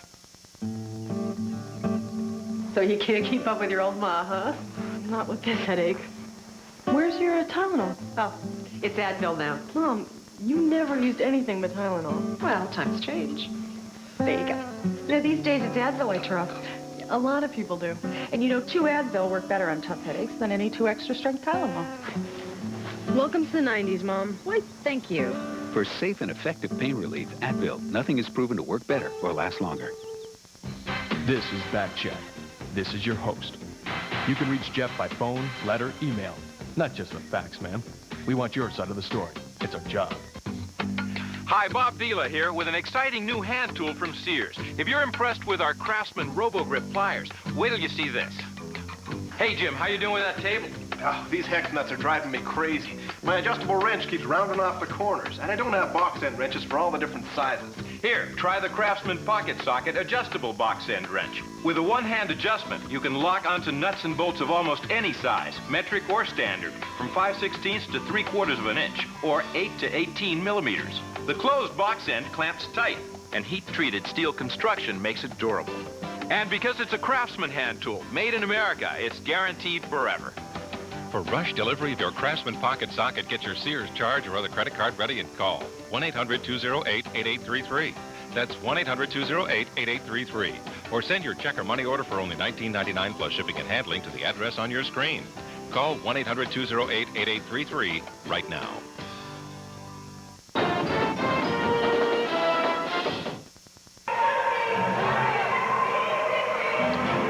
Clemens and Bill Moss back at Murray Field. Scotland ahead of Rhine Fire, 24-6. Rhine Fire on the move at the 38-yard line of Scotland.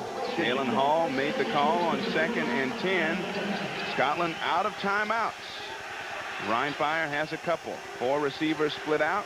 And Terry Dean to the air again. Dean under pressure. Down he goes. Herman Carroll with his 3rd sack of the year.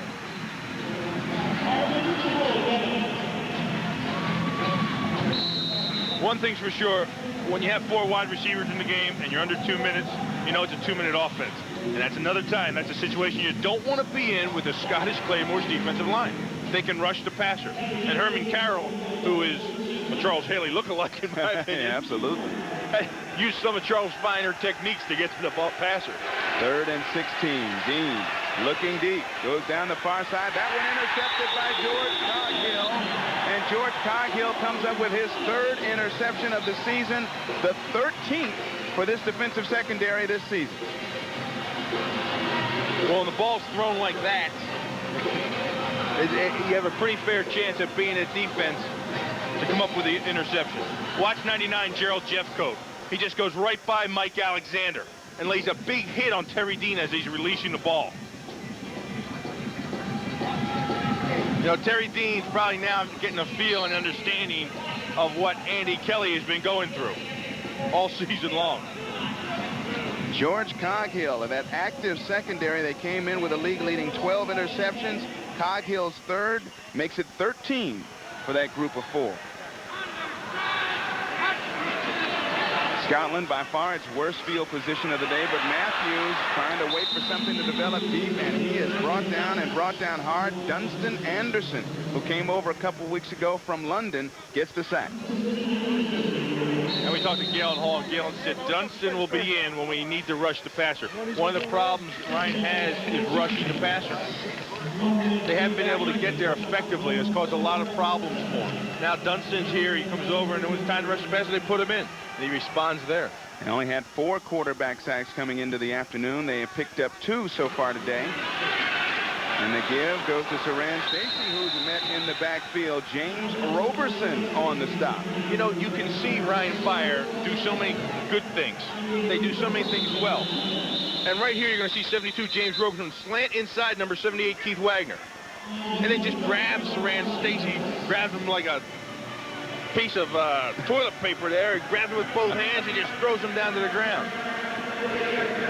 You can see them do so many things well, but they can't do it on a consistent basis. Consistency has been their biggest problem this year. I was going to tell the folks watching, I wish they could see you. You had the fist balled up, and I thought you were going to grab me there for a second when you're talking about James. Well, you know, I saw the play, and I get these flashbacks sometimes, Eric, you know. All right, other action this afternoon in the World League of American Football. And in the second quarter, London blanking Frankfurt 20-0. Let's go back to a couple weeks ago. Second half Amsterdam. You said Frankfurt had been exposed. Yeah. What do you mean by that? They had. They were exposed because they showed how to stop that offense. You know, bump and run, take other receivers away from them, and they've been doing it. And Scotland did it last week, and now London got a hold of them.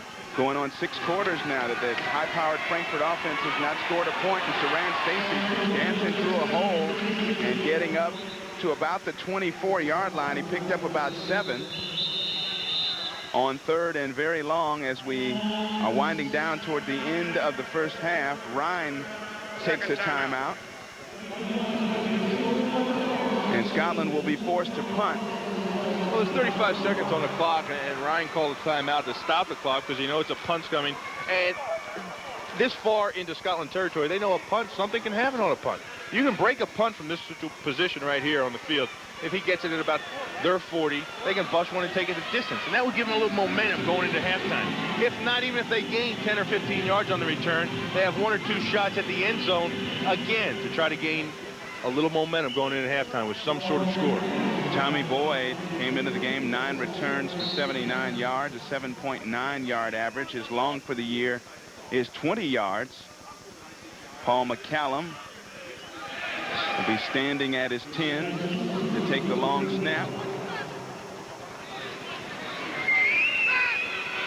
Boyd is standing back at his own 40. Callum, end over end kick coming down short, and Boyd called for the fair catch at the 44-yard line. So with 31 seconds to go in the half, very good field position for Galen Hall and his Rhine Fire, trailing by 18. They hit us in the back and everything. They ain't calling nothing. That really surprised me. I mean, you call timeout so you can get the punt, and you don't have a return on. They didn't call for a punt return. They called for a safe catch. He looked to have some room, too. It was not a high punt, not a lot of hang time, so he had some room to go, but he wants to leave the offense, I guess, with more time on the clock. 31 seconds for Terry Dean, the 4-receiver set. And Dean to put it up. And he has his receiver across the 50, and Terry Dean down in a heap, but gets up as he was hit by Big Ty Parton on the pass to Byron Chamberlain. Looked like Chamberlain got it inside Scotland territory at the 47, and Dean just spikes it to stop the clock. They did not pick up the first down on that one, so it'll be 3rd and 1 before they get a fresh set of downs. Terry Dean looking not very happy there. Every time he sets up in the pocket, he's got a bunch of blue shirts on top of him. He's saying to himself, how can I complete a pass if I don't even have a second to find a white shirt downfield? And thus far, he hasn't. He hasn't had the time to do that. Only 6 seconds to go in the half. So he's going to have to do something down the field to at least set up a timeout situation in the long field goal attempt, or go all the way to the end zone. Big pass on the near side. That one almost intercepted again by George Coghill. But more importantly, the incompleted pass ends the first half. The Scottish Claymores have been excellent on offense. The Rhine Fire, as exhibited by Terry Dean coming off the field, has had its share of struggles. Into the first half, 24-6. Scotland leading the Rhine Fire.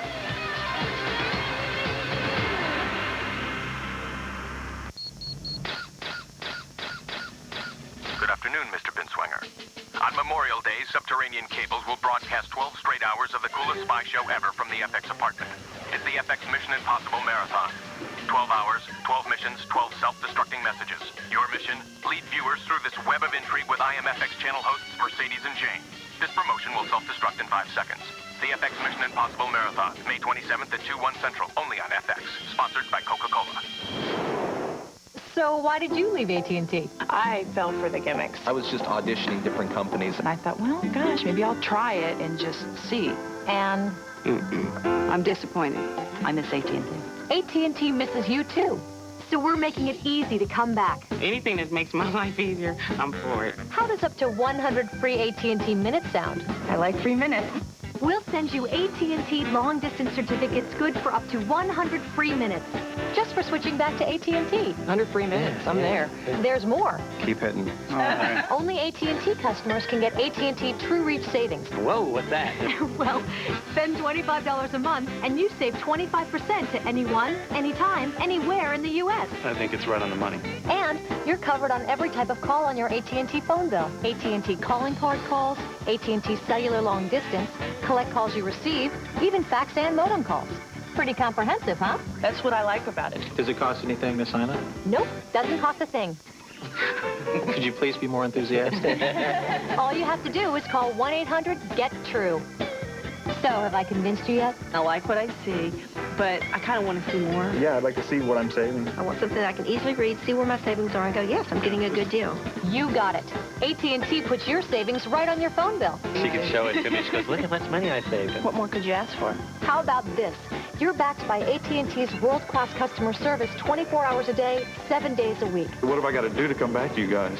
Call that number to switch now, and you'll get up to 100 free AT&T minutes. So, what do you think? I think it sounds great. Just read 100 free minutes. That sounds wonderful. 25% across the board. And I know that the service is there. Can't get any better than that. Well, I think we'll switch. Good decision. Thank you. You know what to do. That's your true choice, AT&T.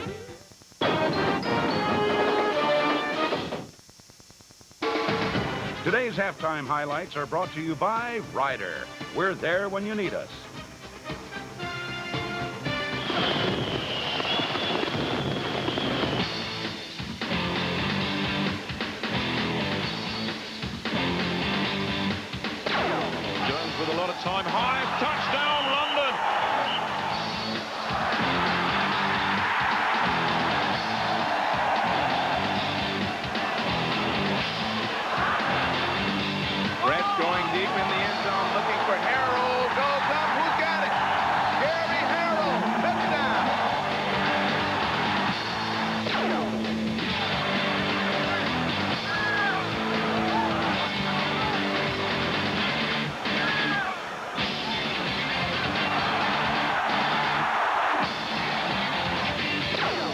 Rafael Greer fields at his own 12.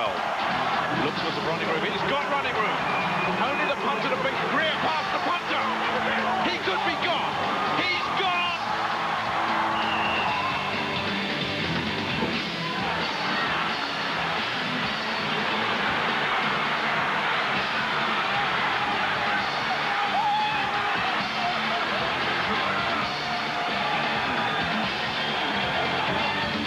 Win it for Barcelona. Down. Kick up. Kick is good. Look at ready. Oh, what a feeling that is. Watch the punter, Shane Edge, on the sideline. He's buckling up his helmet there. And here he comes out onto the field. You gotta be kidding. I've never seen anything like that before. You have got to be kidding.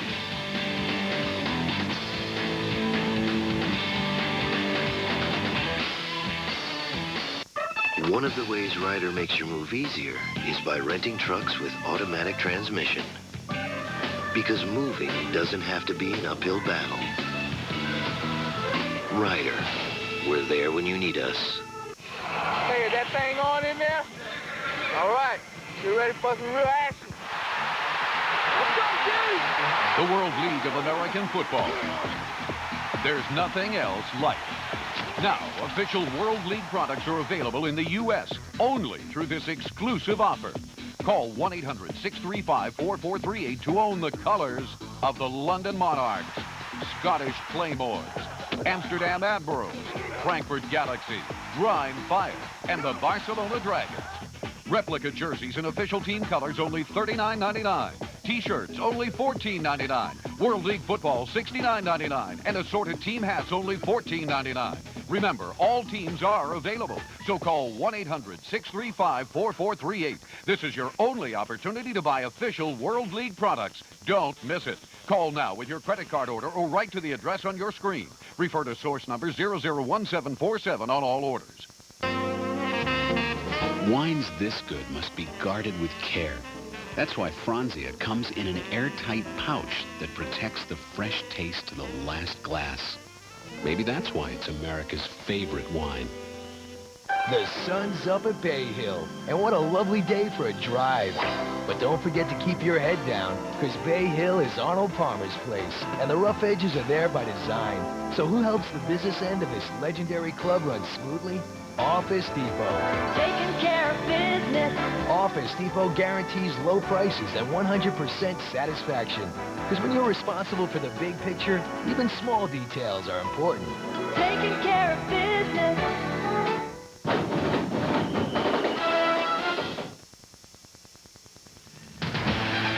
Though he's only 165 pounds, this Claymore's receiver plays a much bigger brand of football.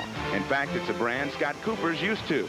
It was his 8 seasons with Glasgow in the British American Football League that prepared him for World League competition. Anyone playing amateur football in Britain would ever dream about playing football at a professional level, especially against players of the calibre that we are playing. I mean, all my days playing, I was happy performing and competing for the Glasgow Lions and helping them win and get better. And I felt great being part of that team and that unit, and I still do. But the day that they said that the World League was coming back and they were actually giving a franchise to Scotland, I remember being quite excited, and I thought, well, if they're looking for Scottish players, then I know I can play this game. Cooper's 6 catches for 50 yards led all European nationals last season. He has 5 catches so far this year for the league-leading and World Bowl-bound Claymores, most of them coming in key situations.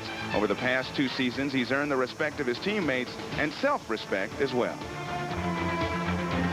I felt sometimes maybe, especially last year, that the nationals weren't being as used to their full potential, but this year with the rule changes, I've been out on the field for half the game, and I'd hate to think that anyone thought we were playing with 10.5 players. Now I know I have the belief in my coaches and the fact that they're calling my number. They've got confidence in me that I can make the plays for them, and that feels good to me. It's a good feeling to have going into games knowing that you're a player. That confidence resulted in his number being called, and without question, Cooper's biggest thrill his first World League touchdown, which came in week 3 before his family and hometown fans at Murray Field.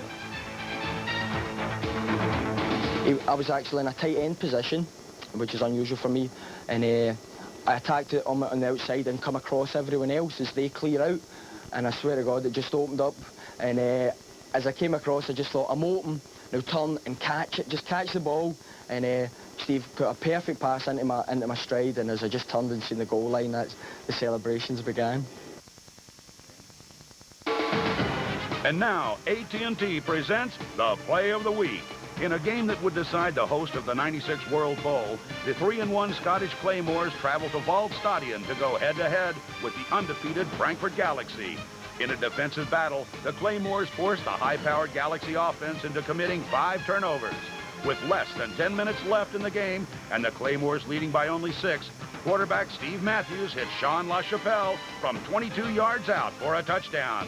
The score ended any hopes of victory by Frankfurt and propelled Scotland to host this year's World Bowl. AT&T salutes Sean LaChapelle and his Play of the Week. Once upon a time, there was a fairy princess who looked a lot like you. And she had a magic wand, too. Action Lane remembers the old porch gliders, but ours have comfortable padding and a unique gliding mechanism for a smoother, gentler ride indoors. Once upon a time, there was a fairy princess. See, your grandpa used to say it was just like me. Introducing the new glider recliner from Action Lane. Call 1-800-700-1233 for your local dealer and a free buyer's guide. Critics who haven't even seen it agree. You'll flip for Spy Hard. 4 out of 5 dentists recommend it. That's a very powerful flamethrower. 3 thumbs up, way up. An instant classic, just add water. It's Leslie Nielsen's best performance since his last movie. Spy Hard. It's good till the last drop. Rated PG-13. Starts Friday, May 24th. Lost and Found, hooking up the planet one reunion at a time. Because all the people we've cared for in the past don't have to stay there. Lost and Found, weekends at 8, 7 Central, only on FX. Hey, that car's dull and dry. Looks like it needs some body wet. No, not that. New Body Wet by Black Magic. It's the world's first clear car polish with the unique wet look. Body Wet gives you a shine that's so rich, so thick, it actually looks wet. It really is easy to give your car the most incredible high-gloss finish you've ever seen. Get a superior shine with the innovative Body Wet by Black Magic. Now only $14.95. And if you call today, we'll send you a second bottle of Body Wet for just $5 more. But wait, we'll also give you the incredible Tire Wet by Black Magic absolutely free. One quick mist with Tire Wet and your tires will look brand new again. All this for just $19.95. So if your car looks dry, give Body Wet a try. Call now. Have your credit card ready and call 1-800-758-1188 or send $14.95 for 1 bottle or $19.95 for 2 bottles with Tire Wet plus $5.95 shipping and handling to Body Wet, P.O. Box 2978, Framingham, Massachusetts.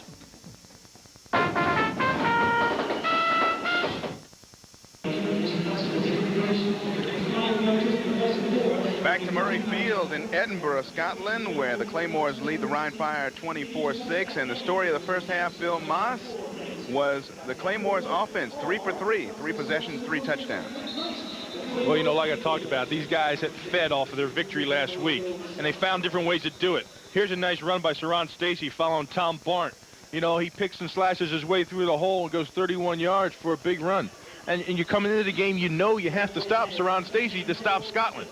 And thus far, no team has been able to do it. Ryan did it 2 weeks ago in their first game. And then after you try the run, and then you go out and you try the little swing pass. And Saron Stacy again. He can run the ball, he can catch it and run.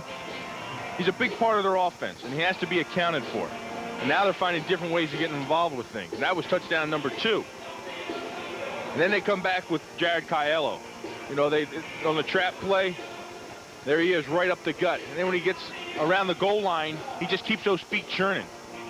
And doing the job that he had the opportunity to win last week. And, you know, for Scotland, it's a situation where there's no letdown here. They were 0-3 against the Rhine, and they had something in it for them today. They wanted to say, hey, we're going to go out there and make sure that these guys know that they can't play with us.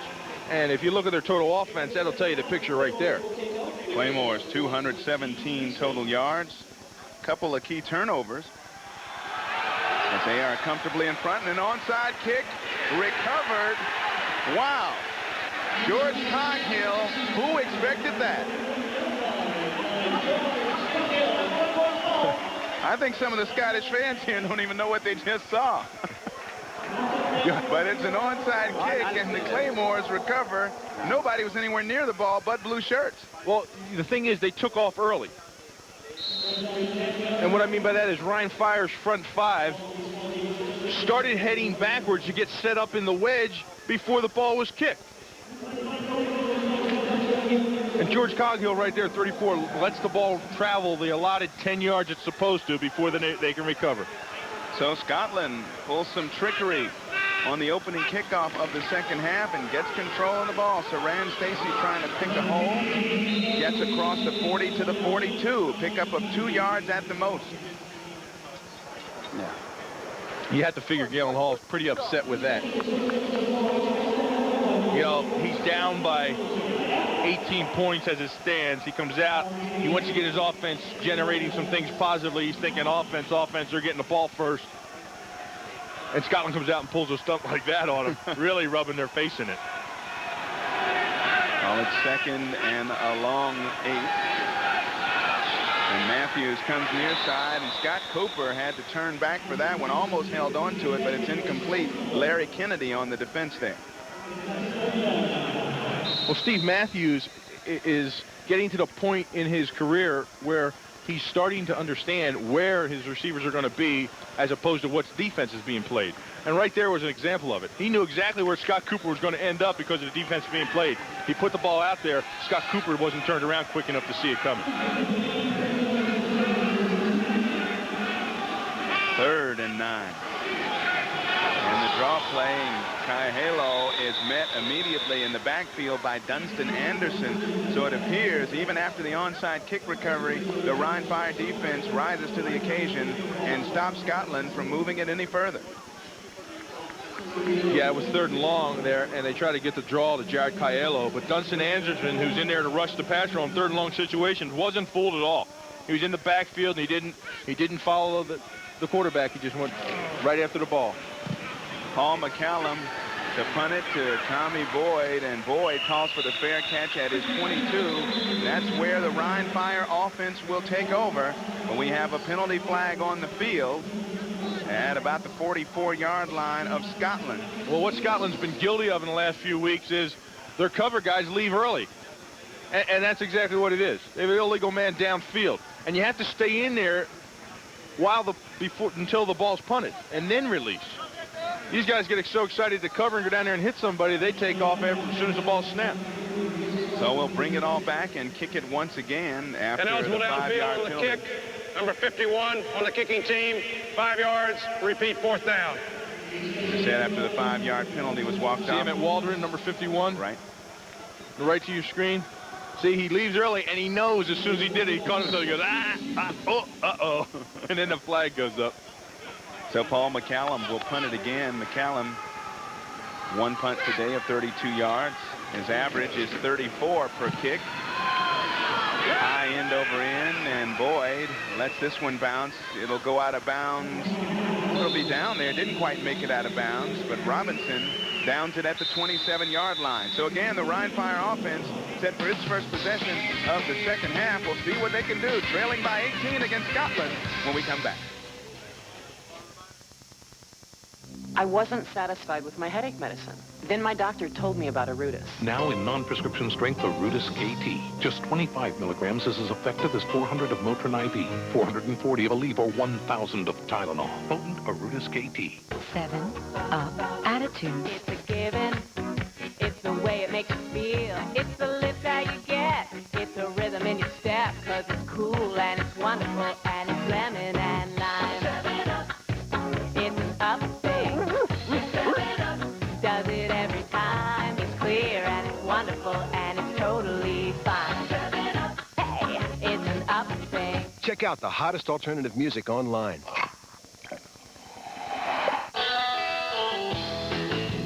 With With Ryder, you can drive off with great rates. So whether it's cross-town or cross-country, don't make a move without calling Ryder first. Call 1-800-GO-RYDER.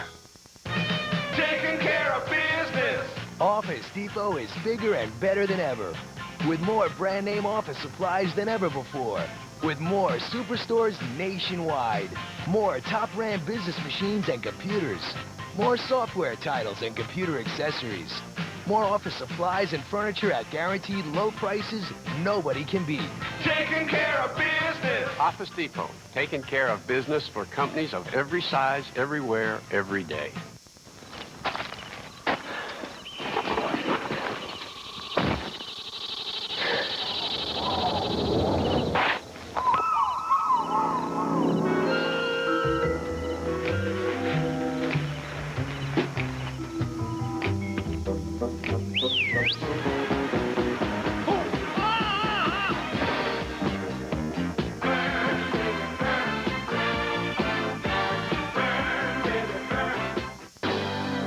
Mayo, sandwich? No, wood stain on coffee table. Learn the secrets of home repair on Fix It, weekdays only on FX.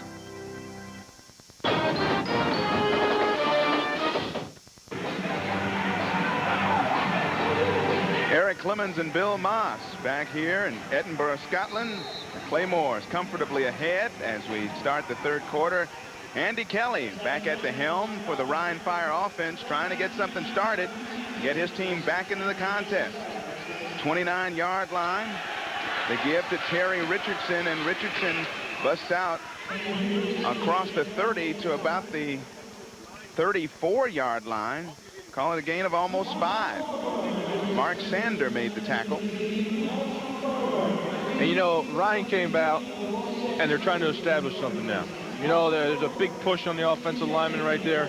They got 4 yards on the carry. And now Kelly's back in the game, Andy Kelly, and he needs to make something happen for him. He needs to take this team downfield like he did early in the first quarter.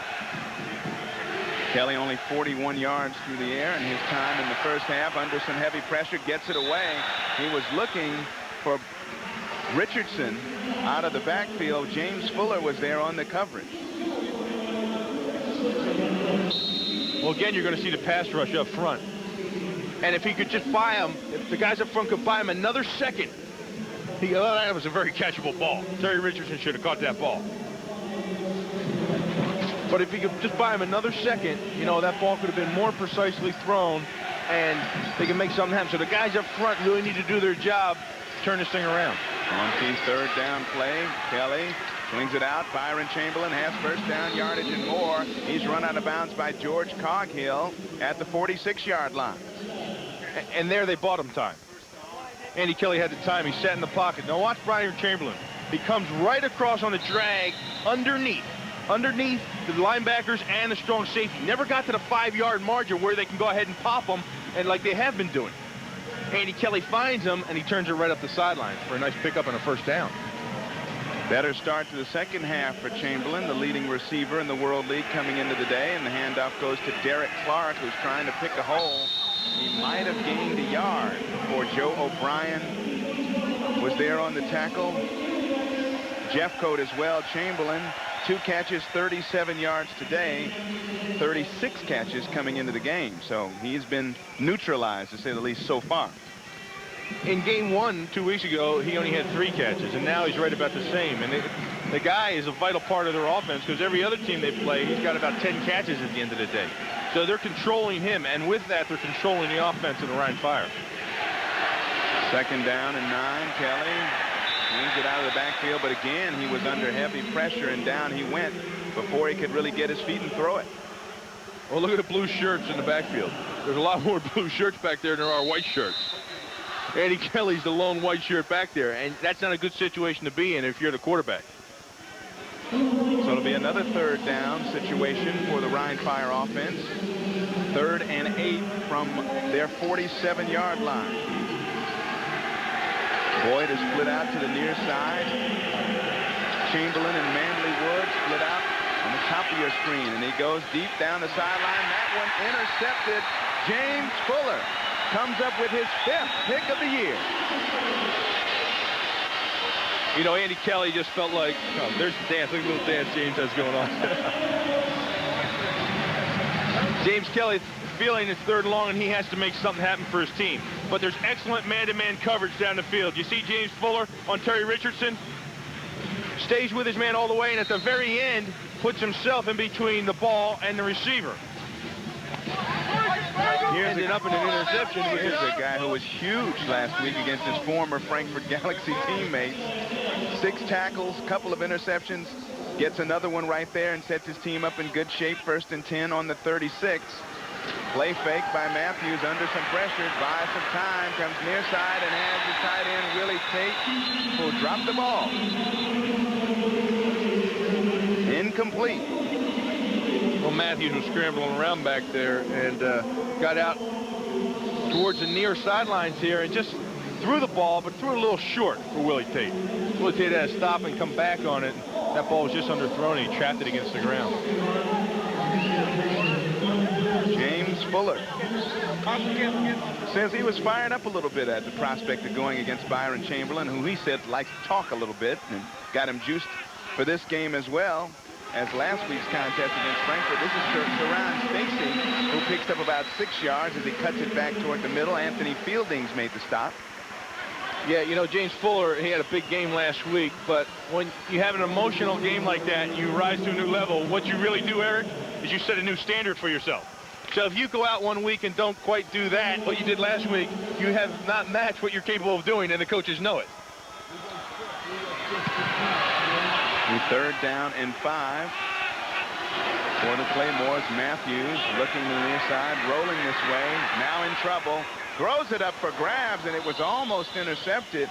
Mike Salmon was back there, Donald Douglas as well, and Matthews fortunate that one wasn't picked off. Well, see, that's what I said Ryan needs to do, is if you shut down the run of Saran Stacy, you take away LaChapelle and force number 12 to find other avenues of success, he's going to make mistakes. And right there, he should have thrown the ball out of bounds. He shouldn't have forced it downfield, because that should have been picked off. So Paul McCallum punting for the 2nd time in the 2nd half, gets a high, nice punt down, and drives Tommy Boyd back to his 13, and Boyd has a little room, gets it out across the 20 to the 24.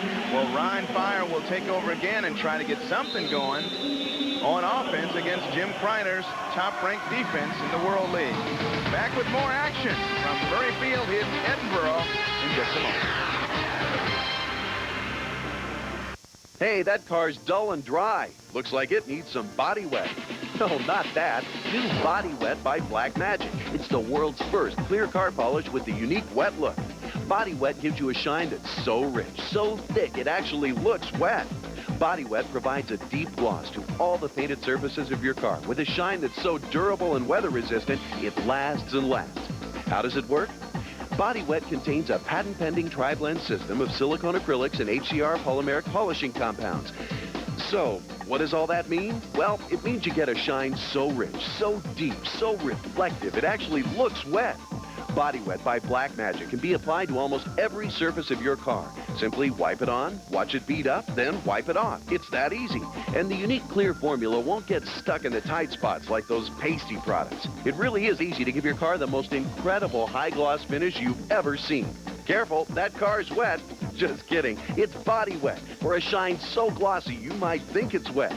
Get a superior shine with the innovative Body Wet by Black Magic, the world's first clear polish with the unique wet look. Now only $14.95. And if you call today, we'll send you a 2nd bottle of Body Wet for just $5 more.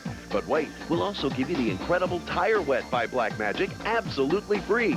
One quick mist with Tire Wet and your tires will look brand new again. No wiping, no rubbing, no rinsing. Just wet it and forget it. It outlasts and outshines all other tire protectants on the market today. All this for just $19.95. So if your car looks dry, give Body Wet a try. Call now. Have your credit card ready and call 1-800-369-2299. That's 1-800-369-2299. Or send $14.95 for 1 bottle or $19.95 for 2 bottles with Tire Wet, plus $5.95 shipping and handling to Body Wet, P.O. Box 2978, Framingham, Massachusetts. Or call 1-800-369-2299.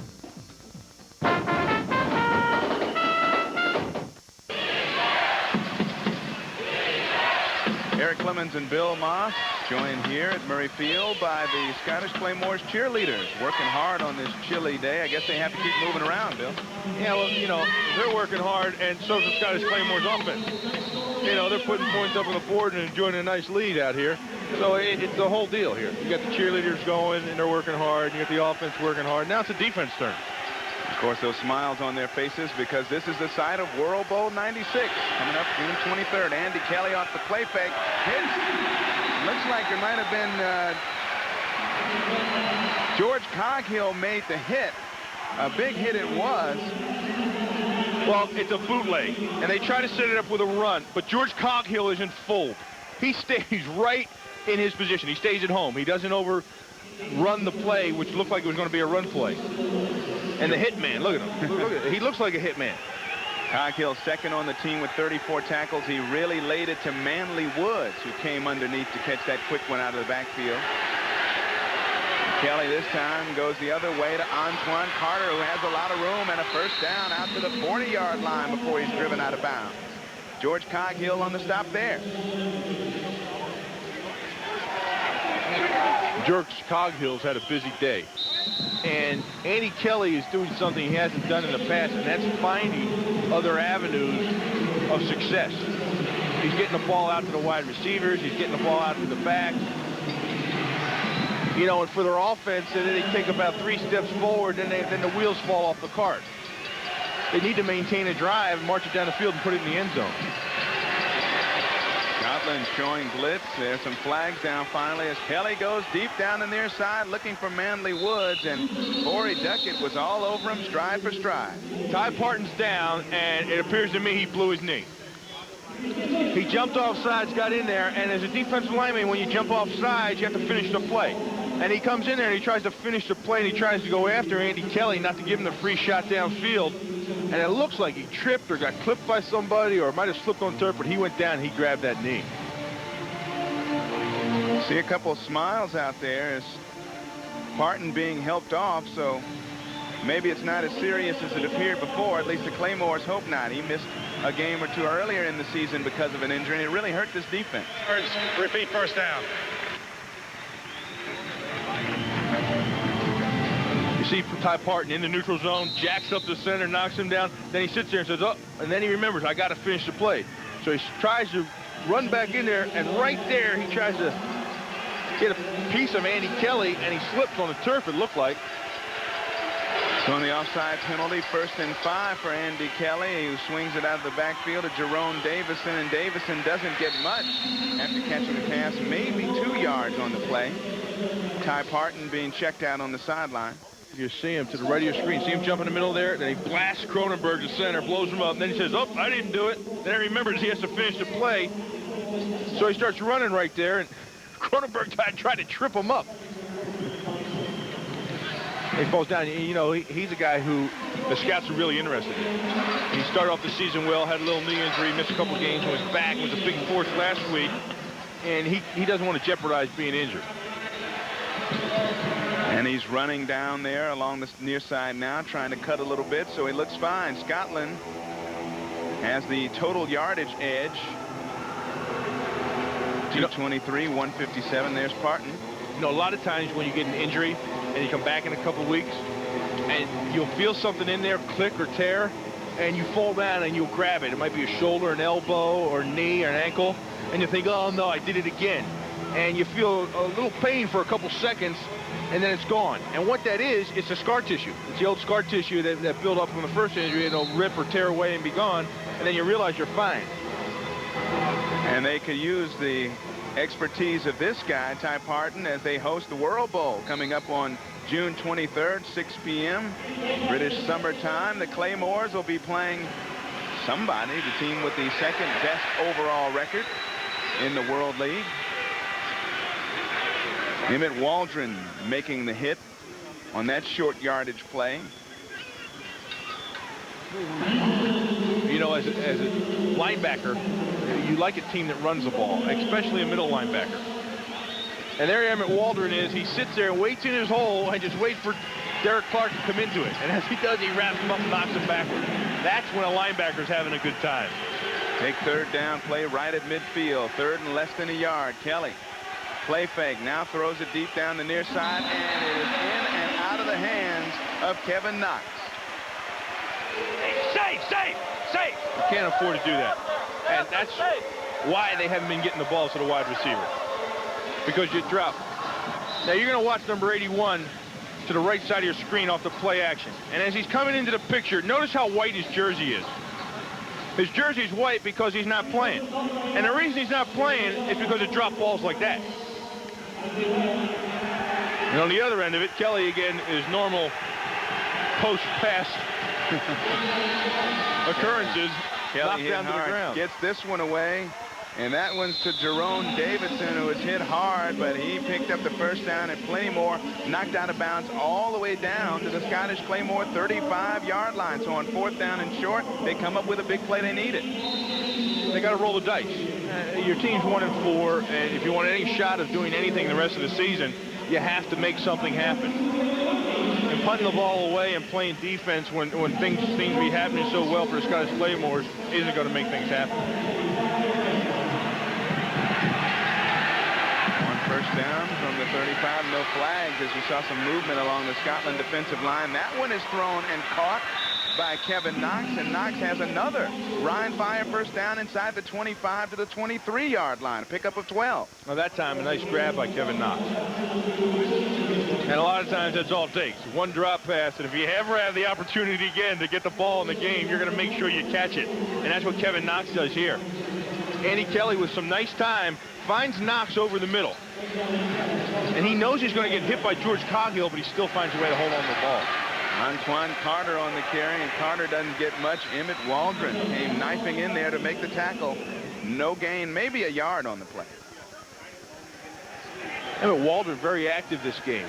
You know, he's a national player, and he's in a lot of plays from Cork, Ireland. Isn't that correct? Yeah, he was in Cork, Ireland, and he went to school at Rice University. And the guy's a heck of a linebacker for him. I mean, he's not just in there because they need a national in there on any given possession. He's in there because he can play the position. All at no gain on the play by Carter. 2nd and 10, and Kelly under heavy pressure just throws this one away. Out of bounds on the near side. It'll be 3rd and long. Pressure applied that time, it looked like, by Gerald Jeffcoat. Brother of Jim Jeffcoat of the Dallas Cowboys. Played about 12, 13 years down there for him. And Andy Kelly's in a situation where it's 3rd and long, and he knows what to expect. And he knows what he's going to get, and he knows what he has to do. There he is, 11-19 on the day. And see the last 2 columns? 0 TDs and 1 interception. That's the problem. Those 2 columns are the problem. You need to reverse those. Kelly has completed 59.9% of his passes coming into the day, but many of them not for big plays like this one. Byron Chamberlain catches it for another Ryan Fire first down. He gets down to close to the 10-yard line, inside the 10-yard line, where Ryan Fire in great shape now. Well, when you spread the ball out and you get it to your wide receivers, then you can finally come back and get it to your tight end. And see what he does so well right there? It's the separation from the linebacker that is key when you're playing tight end. Because you know your tight end, the linebacker's going to get a piece of you. It's at that point that you have to have the separation. And right there, he had great separation and was able to get the first down. Now they're in scoring situation again, inside the 10-yard line. More confusion on the Ryan Fire side of the ball on offense. The clock was winding down, the play clock, to about 3 seconds, and Andy Kelly takes the first time out, and he's going to go talk things over with the great Wes Chandler. Well, that's great of the Chargers. Okay, hold up, Marcus. The game clock was down. Okay. What do you want? What do you want? Okay. 3:31. 3:31. Well, it looks like he's calling for the old 3:31, Eric. Yeah, I did. They're going to pinch you and blitz you. That's the only thing. The 3:31 on the clock, maybe? Is that what he's talking about? Okay, 3:31 on the clock. We thought that might have been the play, huh? Well, you got 3:03 up there right now. Right. Again, Kelly completed almost 60% of his passes, but much of the stuff, the short dump-off type passes to, of course, Clark and his tight end Chamberlain. And not many big plays, but he's had a couple to sustain this drive. And they get down there, and it's the same old story. Now they're at the 10, and there's confusion. They had to call wasted timeout. They're not on the same page. They do something great, and then they fall back. Lengthy drive continuing for the Rhine Fire. First down on the 8. Kelly with all kinds of time. Now he throws in the end zone and throws that one away as everyone was covered on that one.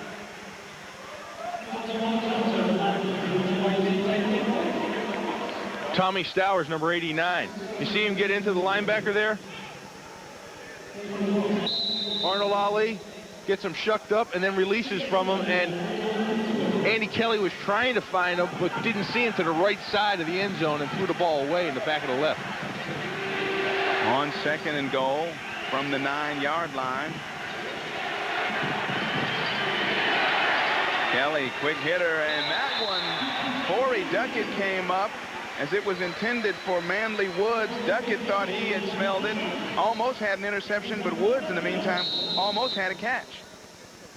Well, Corey Duckett does a great job of playing man-to-man coverage. He's up on him in a squat position. See him right there? Then he closes on the ball as the ball's thrown. Excellent awareness of where the receiver is and where the ball's coming, because he can't give up the end zone in that situation. 3rd down and goal to go from the 9. 2 receivers split out to the top of your screen. Kelly going end zone, caught. Byron Chamberlain, touchdown, his 6th of the year, and Rhine Fire trying to climb back into it. It's now 24-12. Well, they finally put a drive together. They found a way. And, you know, we said that Scotland was losing some of their momentum going into halftime. They came out and tried to generate some new momentum with the onside kick. They got it, recovered it, but Ryan never quit. They held them to 3 and out. Then they got the ball back and moved it downfield, but had some problems. And the second time they got it back, they marched down and go in for a touchdown. This is new life now for Rhine Fire. Manfred Birchmuller attempting the extra point. It's up and through. And now Rhine Fire makes a statement, climbs back into it. It is now a 24-13 game in favor of the Scottish Claymores. And we look at the touchdown again. Byron Chamberlain, his 6th touchdown catch of the year, bringing Rhine Fire back.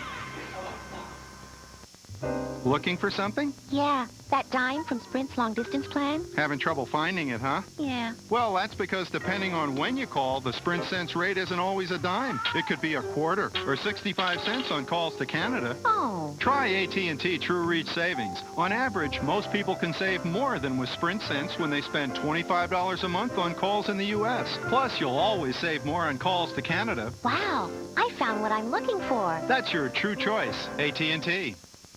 Hollywood Pictures presents Leslie Nielsen as a secret agent with a license to spill. He's going into the line of fire in the year's biggest cliffhanger. When the mission's this impossible, only one man's up to speed. Next stop, Melrose, I think. Spy Hard. Houston, we have a problem. Rated PG-13. Starts Friday, May 24th.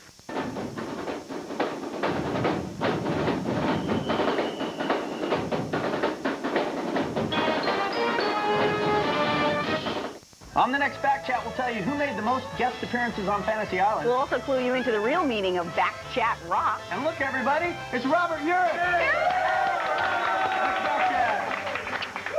That's Back Chat, today, 4/3 Central. Every town has its share of conflict. I'm a transsexual. My daughter's in his class. Every town has its share of tragedies. Is he going to die? Dear God in heaven. And through all the struggles, I don't even know who you are anymore. every family must find a way to triumph. The good in this world still outweighs the evil. The people, the problems, the solutions. Take a look beyond the picket fences. Weekends at 7/6 Central on FX. We're on. Today on Personal FX, this robot sold for over $400. Monday on Personal FX, more hidden treasures and a super collection of Mission furniture. That's coming up on Monday's edition of Personal FX.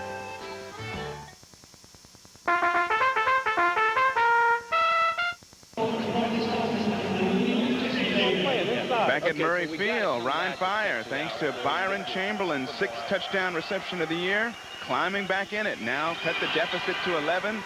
The kickoff is high and short, and that one bounces. Lee Gissendaner is going to try to corral it back at his 12 and barely does before he's swarmed over by the Ryan Fire kick coverage. 13 plays, 75-yard march. They ate up 6:37 before Chamberlain caught his 6th touchdown of the year. Well, Byron Chamberlain, the tight end, has been taken away through most part of this game, but here, look at the throw by Andy Kelly. I mean, George Coghill was on him all the way until the very end, but Kelly makes a great throw. And look, he's excited there for once. I mean, they said he's hot and cold. I mean, he's like Sybil. We've seen 6 different Andy Kellys, and that time he threw a nice ball. Need to see a sustained drive for the Scottish Claymores if they want to stay in control, and they run the pitch with Saran Stacy to the far side. Stacy picks up about 5. Boys brought down by a host of Ryan Fire on the far side, so a pretty good start as they get it deep in their own territory at their 11-yard line. Well, you know, Saran Stacy is one key component in this offense, and the other is Sean LaChapelle.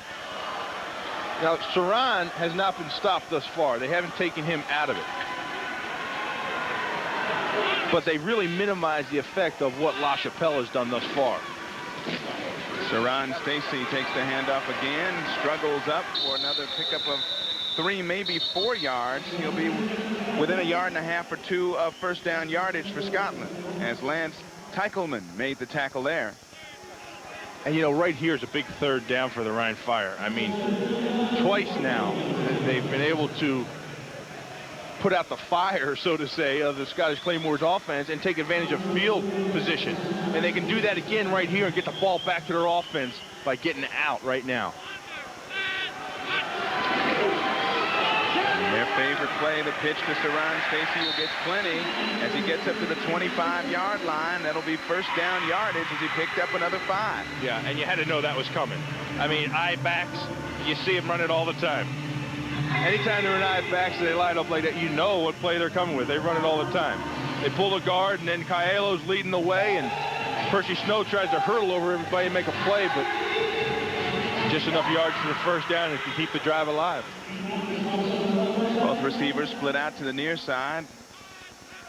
And Matthews swings it out to Stacy, who has some room. Stacy dances his way back inside, gets close to first down yardage again at the 35-yard line. Percy Snow made the stop there.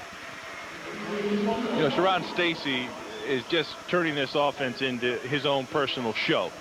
It's whatever he can do. They throw him the ball out in the flat, he picks up yards. They hand him the ball in I-backs, he picks up yards. I mean, he's really a guy that if you're a defense, you've got to find a way to eliminate him. They're going to measure, see if Saran Stacy actually picked up first down yardage on that catch and run. And he did. First down, Saran Stacy came in with 20 receptions, 2nd on the team, averaging 6.5 yards a catch, and of course his 550 total yards, tops in the World League. That'll be the end of the 3rd quarter. So the Scottish Claymores on the move as we get ready to start the 4th quarter. Scotland up 24-13 and on the march when we come back.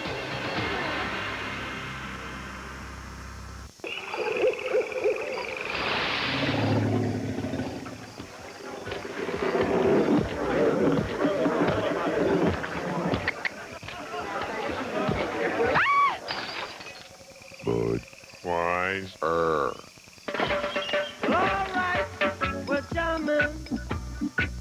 I wanna jam it with you. We're jamming, and I hope you like jamming too. You know, I'd still be using Tylenol for my headaches if it wasn't for my doctor. He told me about Arudis KT. 82% of doctors surveyed have prescribed Arudis, and now it's available in a non-prescription strength. New Arudis KT.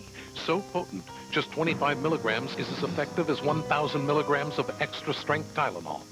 Just 25 milligrams of Arudis KT takes care of my tough headaches. New Arudis KT, the potent medicine for pain. 7-Up attitude. It's a given. It's the way it makes you feel. wonderful, and it's lemon and lime. 7-Up. It's an up thing. 7-Up.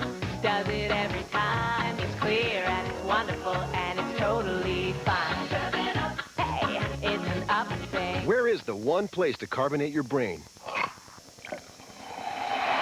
On the next Super Collectors, we've got a hull of a collection for you. Get it? Hull pottery. We've also got Majolica pottery, and we're going to show you how you can identify your pottery. It'll crack you up. That's Super Collectors today, 3:30, 2:30 Central, only on FX. Tonight on Lost and Found, turn the clock back to 1975. Now Ballpark Bucks, undefeated, baby. And play ball. Might be a little heavier. Lost and Found, tonight, only on FX.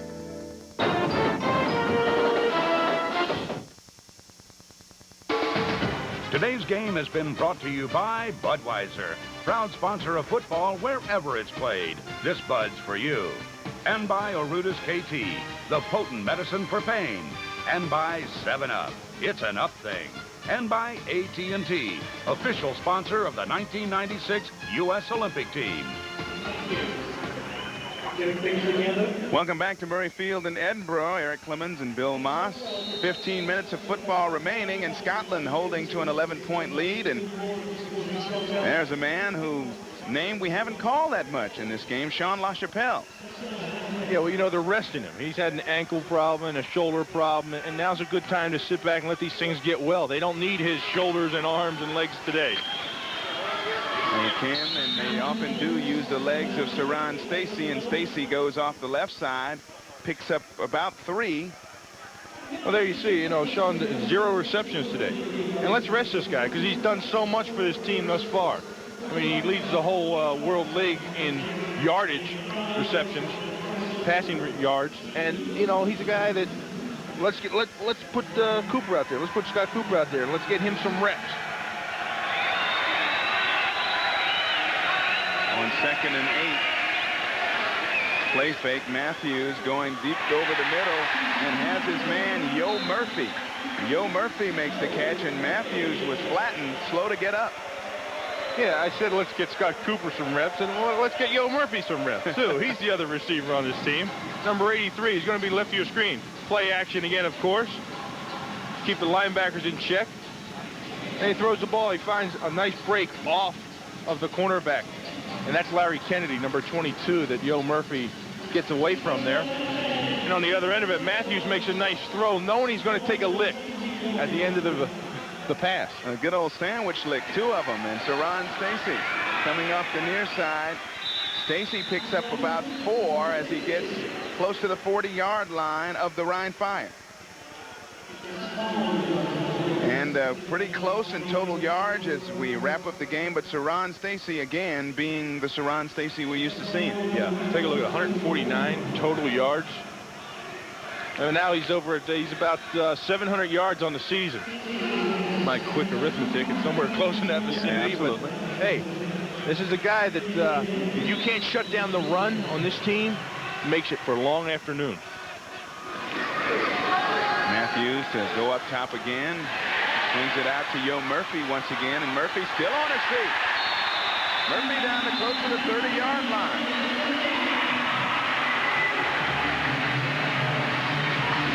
So it's another first down for the Scottish Claymore. Well, yeah, you know, we said Sean LaChapelle's out. And in his place comes Yo Murphy. And there he just gets right underneath the linebackers. He comes from the top of the screen, and he comes right underneath the zone coverage. And like any good West Coast offense, once you get the ball, you want yards after catch, and that's what Yo Murphy just gave him. Stoppage of play on the field. The Scotland march will continue. Scotland leading by 11 with 12:38 to go. Looking for something? Yeah, that dime from Sprint's long-distance plan? Having trouble finding it, huh? Yeah. Well, that's because depending on when you call, the Sprint cents rate isn't always a dime. It could be a quarter or 65 cents on calls to Canada. Oh. Try AT&T True Reach Savings. On average, most people can save more than with Sprint cents when they spend $25 a month on calls in the U.S. Plus, you'll always save more on calls to Canada. Wow, I found what I'm looking for. That's your true choice, AT&T.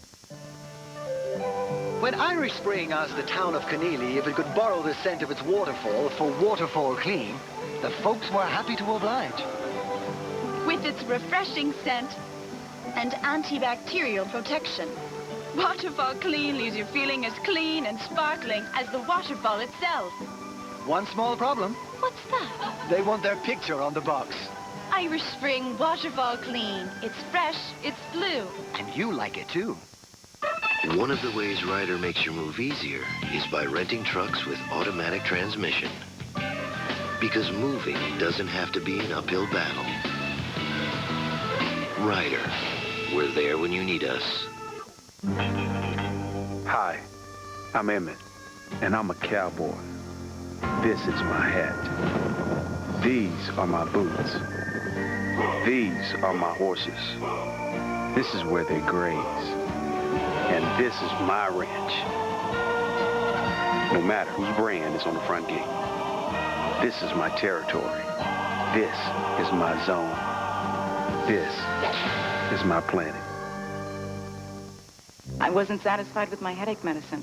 And then my doctor told me about Arudis. Now in non-prescription strength, Arudis KT. Just 25 milligrams is as effective as 400 of Motrin IV, 440 of Aleve, or 1,000 of Tylenol. Potent Arudis KT.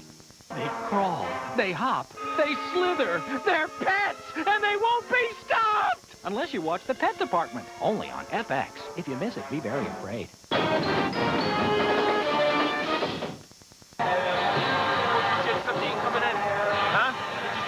12:38 to go here at Murray Field in Edinburgh. The Scottish Claymore is holding to an 11-point advantage. And Chris Dawson in at center for Lanzino, who was taking some attention on the sideline here.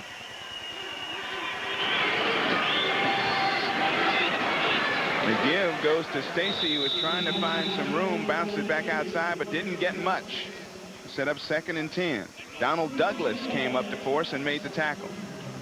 And there you see Dawson, you know, he comes into the game. And it's tough when you come into the game to try to get in the swing of things. You know, he comes in the 4th quarter. Not only does he have to know his assignments, get in there and play, but he's a center. I mean, he has to think of the snap count, the play, his assignment, and snap the ball, too. Here's a guy who Coach Kreiner said has gotten a lot of attention from scouts just from seeing him on a film in practice. It'll be a 2nd down. And close to 11 yards to go as Matthews will put it upstairs. Goes over the middle and has Lee Gissendaner, and Gissendaner gets inside the 25 to the 23. Like I said, Chris Dawson comes in and he's got to do it all. He's got to snap the ball and look, and right here he's got to get his pass protection. See, he helps out Tom Barnt there, he gets a little shuck, then he looks over, and if anyone comes in, he's ready to help Purvis Hunt. Then he runs downfield and gets a big shot in there on Percy Snow. I mean, when you're sitting for 3 quarters, you got a little anxiety build up in you. You want to get in there and lick somebody. Evidently. It'll be 3rd down and 3. The pitch to Stacy. Stacy with room. Stacy a 1st down inside the 20 to the 17-yard line. Douglas and Anthony Fieldings on the stop, but too late. 1st down, Scotland. Yeah, there's that play again. And, you know, the guy leading the charge, watch 79, big Purvis Hunt, okay? He has, like, tailpipes coming out his pants because he's the size of a car. He turns the corner first and walls off the whole side. And there's no defender can get by him, and he leads that opening, and it's a 1st down, Scotland. Purvis Hunt listed at 6'4" and 378. He is a load at the right guard spot. And this is Saran Stacy once again, battles forward for another 3. And that's off the right side, too, and there's a big fella. You know, Purvis Hunt, look at him. I mean, where do you find a shirt to go over all that? He's huge. He's enormous. Look, 383 pounds, but see his kilograms, it's 174. Now, if I'm Purvis Hunt, I'm walking around, I want to tell people I weigh 174 kilograms. It sounds good, you know? How much you weigh, Purvis? 174 kilograms. Except the people who know the measurement of the systems, the pounds to kilograms, will tell you. Matthews goes far side, and Jarrett Halo was the intended receiver over there. A lot of green around him, but that one was a bit underthrown, it looked like. Yeah, it was a bad throw. And, you know, at this point in the game, that ball has been all over the wet turf.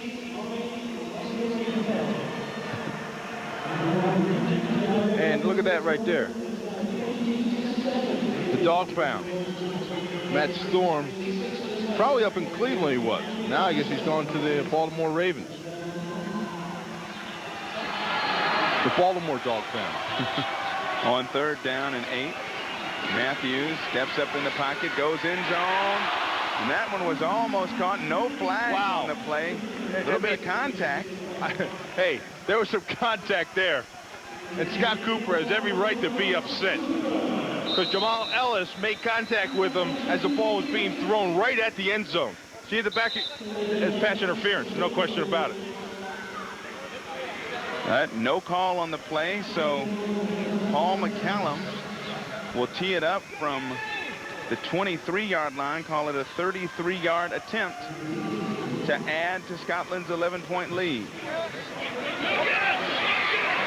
And he left that one outside the right upright. No good. Wide right. So Ryan Fire catches a break. They've been catching some breaks. I mean, they didn't get the pass interference down there. They missed a field goal. They had an opportunity to score. And, you know, Ryan is a team that scores all its points in the 4th quarter. You know, they get this thing started real slow. They had 6 points in the 1st quarter all year long, and then about 12 and 15 through the 2nd, 13th quarter. They have like 50 points in the 4th quarter. So this is their quarter to try to get something done. Ryan Fire taking over on its own 24-yard line. Andy Kelly trying to put together another march. No flags there, though we saw some movement. Kelly gets it off near side and has a completion to Byron Chamberlain. George Coghill brought him down, and another look at the smiling faces earlier today. The Power Party, introducing the Scottish fans to American football. Yeah, and the atmosphere around here is really growing. You know, they were 2-8 last year, and everybody was just skeptical about this team coming into Scotland. But now they got this thing rolling. They're hosting the World Bowl, and everybody's excited about it. You talked earlier about Ryan Fire's ability to put some points on the board in the 4th quarter. They need to do it now as Andy Kelly back to pass, looks over the middle, and has Chamberlain once again. He crosses midfield, gets down close to the 40-yard line before he's brought down by George Coghill, Arnold Ale, and James Fuller. Yeah, and now what they're doing is buying Andy Kelly time, okay? Watch the middle of the pocket. See the passing lane out Andy Kelly has? There's nobody there. There's nobody in his face, so he can set up and take his time and complete the ball to Byron Chamberlain. Turns upfield and picks him up a couple extra. Now they're down there in Scotland territory. Let's make something happen. Give to Terry Richardson, and Mark Sander knifed through to get him in the backfield before that play even got started. And in close, they're going to bring the heat like that, okay? But I think what we got to do is to stay tight inside. Because, like on the bust, if they bring the extra guy off the corner, we're short one guy. So we'll stay strong side. Coach Kreiner, they're trying to cipher out the problems that have arose for him here in the 2nd half offensively. They haven't been able to move downfield as quickly as they have in the 1st half, Eric. Especially the first 4 possessions. They scored points in their first 4 possessions of the game. Now they're trying to keep Ryan Fire off the scoreboard. Another completion. Terry Richardson on the far side of the field, and Richardson gets down to inside the 35-yard line, down close to the 32, very close to a first down. He'll be about 1.5 yards short. Yeah, look at what they're doing now. I mean, for Ryan Fire, they've really utilized everybody. They've utilized the running backs, the tight end, the wide receivers. They're doing what they came here to do. You know, there's nothing been taken away from them. They can use everybody. Now they don't need to make any mistakes. On 3rd and 2, Derek Clark, and Clark fighting for first down yardage. He'll be very close. Time now a big enemy of the Rhine Fire. As we're inside of 7 minutes to go in the contest, Clark picks up the first down. Yeah, but if they can take big chunks of yardage like they've done on this drive right here, they can get down the end zone rather quick. They'll be right back in this thing.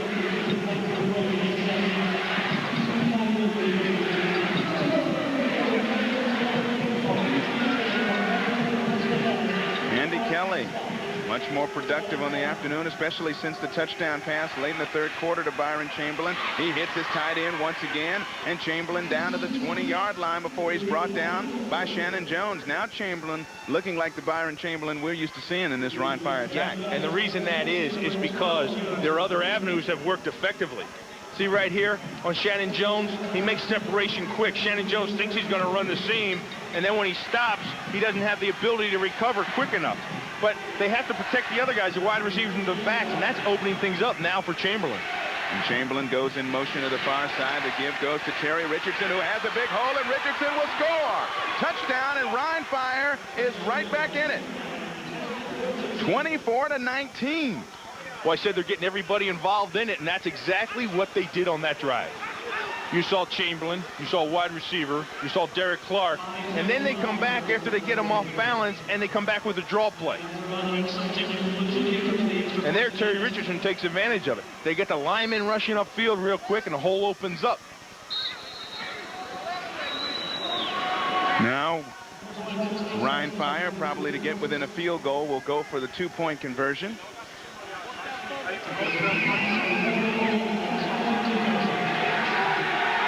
And Manley Woods appears confused as to where he's supposed to go. Play clock down to 7, and more confusion for Rhine Fire on that two-point conversion effort. All right. What will Galen Hall and Wes Chandler call for the Rhine Fire as they go for two? We'll find out when we come back with more of the fourth quarter in a moment. 7-up attitude. It's a given.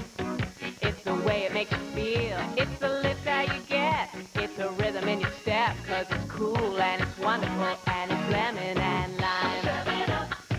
It's an up thing. 7-up. Does it every time. It's clear and it's wonderful and it's totally fine. 7-up. Hey, it's an up thing. Check out the hottest alternative music online. One of the ways Ryder makes your move easier is with a computerized reservation system that makes short work of paperwork. Because the sooner you get your move started, the sooner you're finished. Ryder, we're there when you need us. Wines this good must be guarded with care. That's why Franzia comes in an airtight pouch that protects the fresh taste to the last glass. Maybe that's why it's America's favorite wine. What you doing? Stopped up. Vinegar? Baking soda. Learn the secrets of home repair on Fix It, weekdays, only on FX. Every day, America Online is making it easier for people to live, work, and play. Hey, Dan, ready for the game? I can't go to the game today. What? I got to send my mom a birthday gift, then book plane tickets for our trip next week, and my kids got to go to the library to look up dinosaurs. Hey, we can take care of that right now with America Online. We can? Yeah, we can send your mom flowers, order those plane tickets. We can even look up dinosaurs in Compton's Encyclopedia. With America Online, you get instant news and sports, financial updates, online magazines, and easy access to the internet. Call now for your free America Online startup kit and 15 free online hours. Flowers are sent, plane tickets are booked. Here come the dinosaurs. That's great. Downloading's easy. I can even send an email on the internet. And we'll check it all out later, after the game. So how do you get America Online? Well, that's easy, too. You just call their 800 number. Call 1-800-705-1770 now for your free America Online Startup Kit with free software and 15 free online hours. It's everything you need to get online, so call 1-800-705-1770.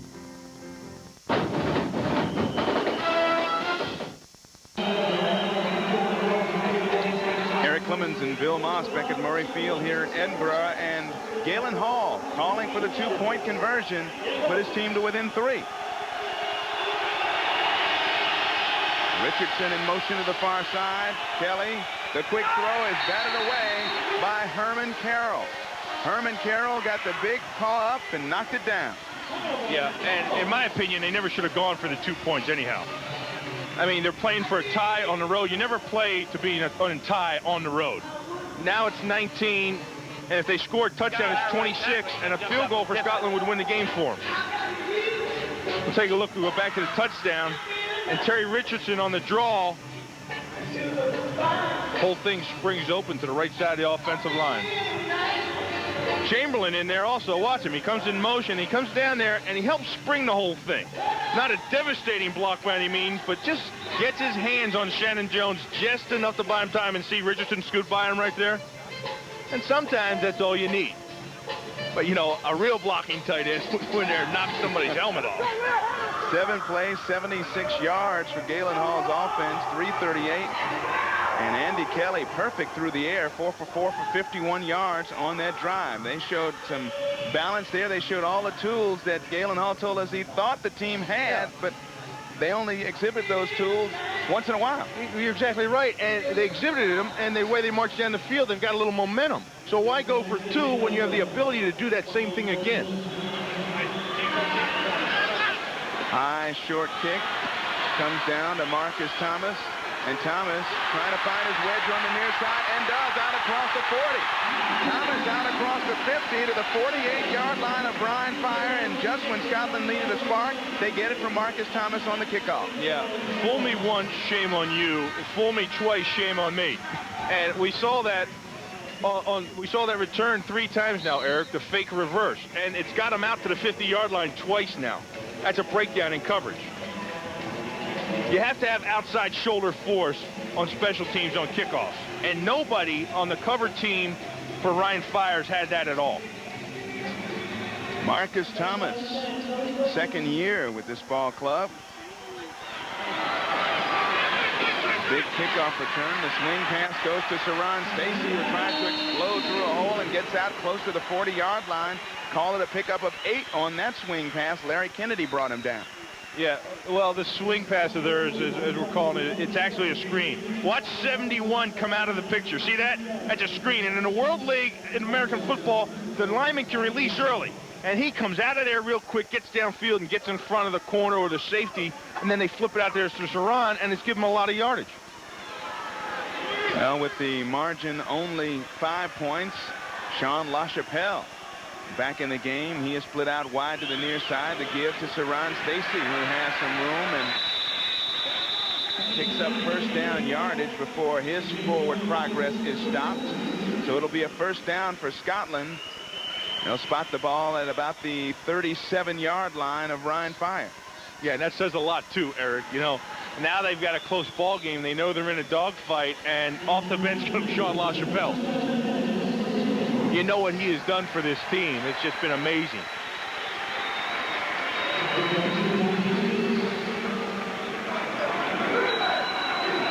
Ron Dickerson in the game now. He goes in motion to the far side, and Matthews swings it out, but swings it behind Stacy, who falls on it just in case they called it a lateral and not a forward pass, but it's ruled incomplete on the play.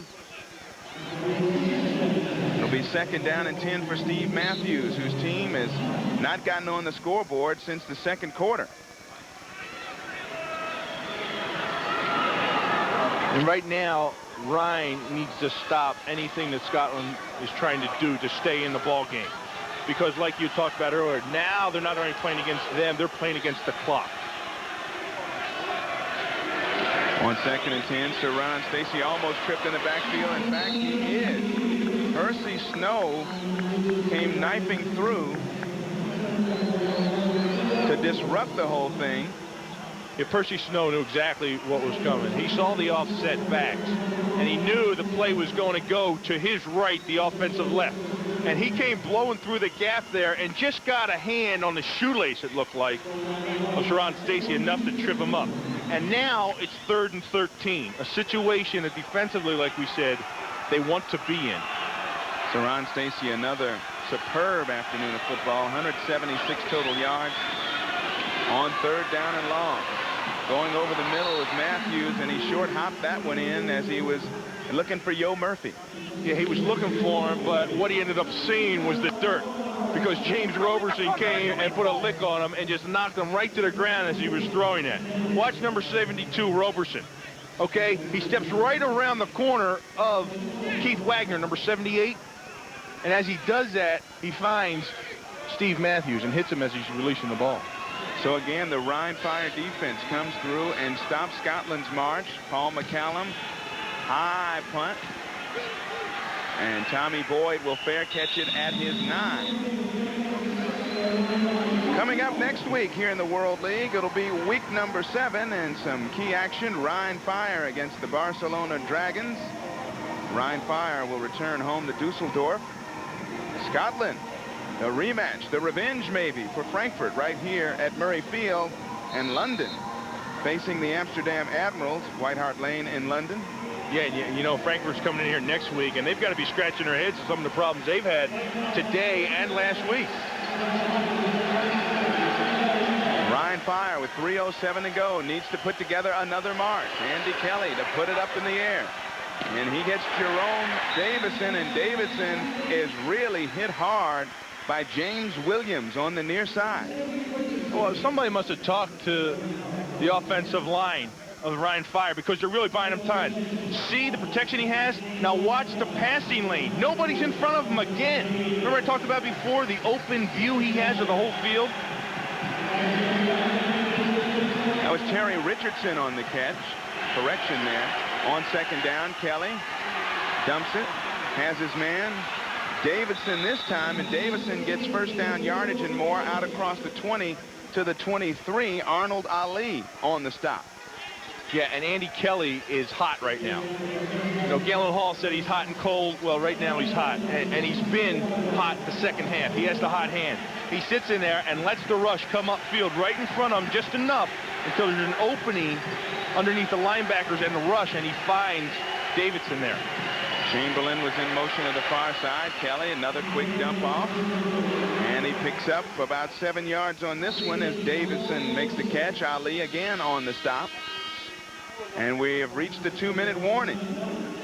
Galen Hall trying to put a game plan together for his offense to get another touchdown. We'll be back with more from Murray Field in a moment.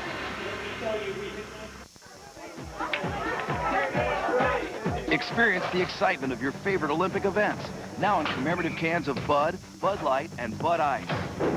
Better yet, if you get one of these special gold cans, you could see the games live in Atlanta. Look for Grab the Gold details wherever you see Bud Family Olympic packages. Just another part of the Bud World Party. Once upon a time, there was a fairy princess who looked a lot like you. And she had a magic wand, too. Action Lane remembers the old porch gliders, but ours have comfortable padding and a unique gliding mechanism for a smoother, gentler ride indoors. Once upon a time, there was a fairy princess. See, your grandpa used to say it was just like me. Introducing the new glider recliner from Action Lane. Call 1-800-700-1233 for your local dealer and a free buyer's guide. With Ryder, you can drive off with great rates. So whether it's cross-town or cross-country, don't make a move without calling Ryder first.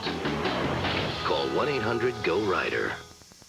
Looking for something? Yeah, that dime from Sprint's long-distance plan. Having trouble finding it, huh? Yeah. Well, that's because depending on when you call, the Sprint Cents rate isn't always a dime. It could be a quarter or 65 cents on calls to Canada. Oh. Try AT&T True Reach Savings. On average, most people can save more than with Sprint Cents when they spend $25 a month on calls in the U.S. Plus, you'll always save more on calls to Canada. Wow, I found what I'm looking for. That's your true choice, AT&T. I wasn't satisfied with my headache medicine. Then my doctor told me about Arudis. Now in non-prescription strength, Arudis KT. Just 25 milligrams is as effective as 400 of Motrin IV, 440 of Aleve, or 1,000 of Tylenol. Potent Arudis KT.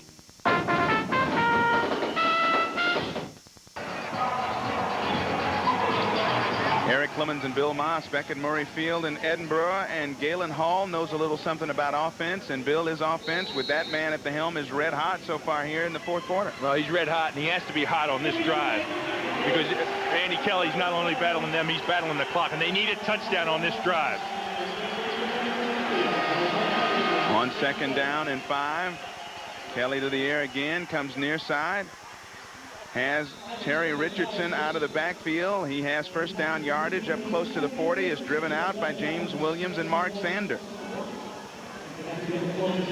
And right now, Scotland's defense is really confused, and they have been the whole second half. You see, Ryan Fire's used up all its timeouts, and they're going to have to work the clock by throwing these out and stopping it as they get closer towards the end zone. First and 10 at the 39-yard line of Ryan Fire. Kelly to the air again, goes out of the backfield to Davison, and Davison dives for the sidelines to try to stop the clock, and he does after picking up 7 yards on the play. And it'll set up 2nd and 3. Okay. Let's go stick it again. 6, 7, 581, 381.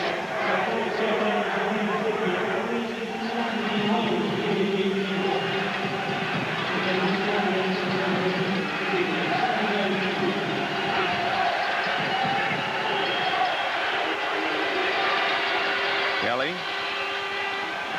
hits Davison again out of the backfield, and Davison stopped a little short of the first down by James Fuller. It'll be 3rd down and 1. Yeah, and the clock's running, too. So they have to line up right now, and Andy Kelly has to call the play. And they don't have time to down it because they need a first down right here. And Kelly dumps it out of the backfield and has his man right at midfield. Mark Sander brings him down, and that's Jerome Davison once again. So another first down, but the clock now the worst enemy of Ryan Fire. Yeah, they're under a minute. Well, a minute 3 as Andy Kelly downs the ball and stops the clock. And now it's 2nd and 10, and they're at the 50.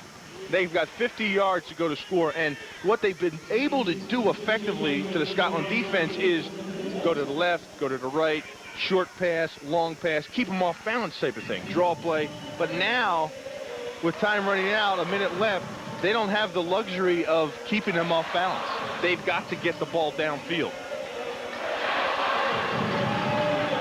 Andy Kelly will attempt to do just that. He has a split backfield.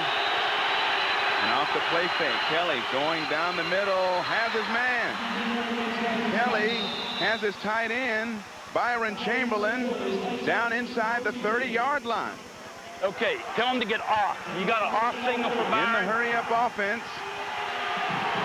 Kelly spikes it again to stop the clock at 43 seconds to go. So Ryan threatening to get a victory here if they take it on into the end zone. You know, they've been able to stop Byron Chamberlain for the whole entire first half. But the second half, he's really played a big part in their offense.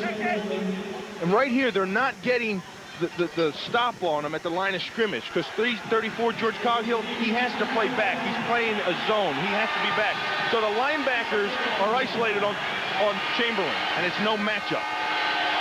On 1st and 10 from the 27, Kelly, good time, throws it away to the near side. Everyone covered that time, so it'll be 2nd down and 10. 37 seconds to go. It'll be 3rd down and 10, correction. 3rd down and 10 for Kelly, who spiked that first down play. Yeah, and now it's getting real critical for Andy Kelly. And the use of timeouts being confused earlier, especially on the 2-point conversion attempt, really hurt about now. And if they fall short and don't score here, it'll be the same situation Ryan always has. The mistakes have killed them. But they're still going to have a couple shots here at the end zone. On 3rd and 10, Kelly. Under some heavy pressure, gets away, trying to buy some time. He better throw it in a hurry. He cannot. Gerald Jeffcoat forces him out of bounds on a big sack, and that's all the way back to the 40-yard line. That was a big sack, and it was a big mistake by Andy Kelly of not getting rid of that ball. He avoids the first sack right here. David Webb, number 59, he eludes him, but he's got to get rid of the ball. He's got to throw the ball to somebody to get rid of it, throw it out of bounds, because now he's back at the 40 with 29 seconds left, and it's 4th down. They've got to get to the 18-yard line to pick up a fresh set of downs, and now the play clock is run out. And another 5 yards against the Rhine Fire. And that in itself should sum up everything the Rhine Fire has done in the first half of the season. They have the opportunities to get down there. They make good plays offensively and defensively, but mistakes and penalties and miscommunication has hurt this team. So with 29 seconds to go, Galen Hall watches and sees if Andy Kelly and his offense can come up with a third down and fourth down, rather, and 27.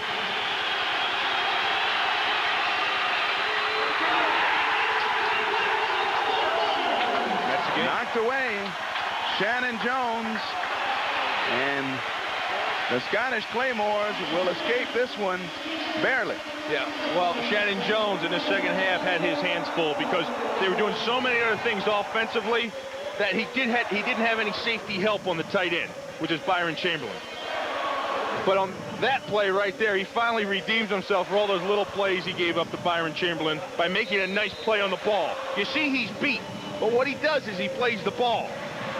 He gets his hands on it and deflects it and gets the ball back to the offense, which they're going to take a knee. Ryan Fire unable to stop the clock with no timeouts left, so with 24 ticks, this should do it.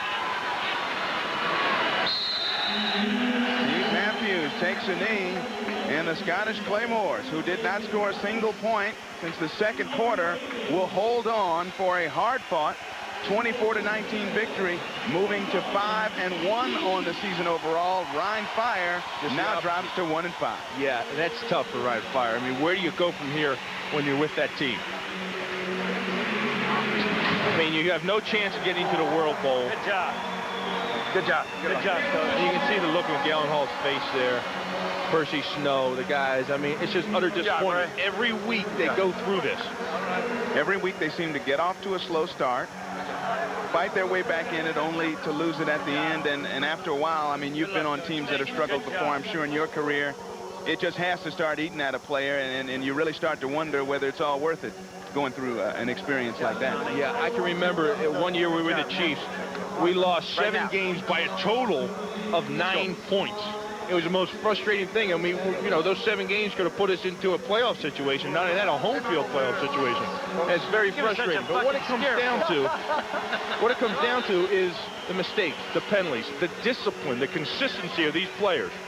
They don't have it with the Ryan Fire, and it's costing them ball games every week.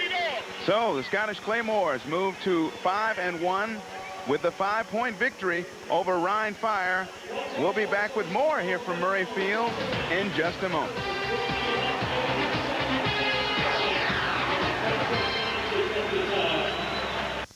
The sun's up at Bay Hill, and what a lovely day for a drive.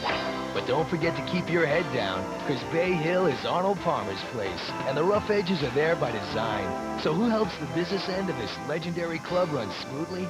Office Depot. Taking care of business. Office Depot guarantees low prices and 100% satisfaction. Because when you're responsible for the big picture, even small details are important. Taking care of business. One of the ways Ryder makes your move easier is by renting trucks with automatic transmission. Because moving doesn't have to be an uphill battle. Ryder, we're there when you need us. Wines this good must be guarded with care. That's why Franzia comes in an airtight pouch that protects the fresh taste to the last glass. Maybe that's why it's America's favorite wine. Hi, this is Malcolm Shower from the Amsterdam Avenue. I'm Andre Hewitt of Scottish Claymores. I'm Steve Brooks from the Frankfurt Galaxy. And you're watching FX. FX invites you to solve a mathematical word problem. I'll try. If 8 kids live in one house with 1 parent, 1 step-parent, 8 visiting in-laws divided by 3 bathrooms times 10 loads of dirty laundry, how long will it take for Tom Bradford to totally lose control? 45 seconds. I quit. Watch 8 is Enough on FX today at 1 noon Central and solve all of life's tricky problems. Me? Prom queen? Well, maybe not all. On the next Back Chat, we'll tell you who made the most guest appearances on Fantasy Island. We'll also clue you into the real meaning of Back Chat Rock. And look, everybody, it's Robert Urich. That's Back Chat. That's Back Chat, today, 4, 3 Central. We're on. Oh, today on Personal FX, this robot sold for over $400. Monday on Personal FX, more hidden treasures and a super collection of Mission furniture. That's coming up on Monday's edition of Personal FX.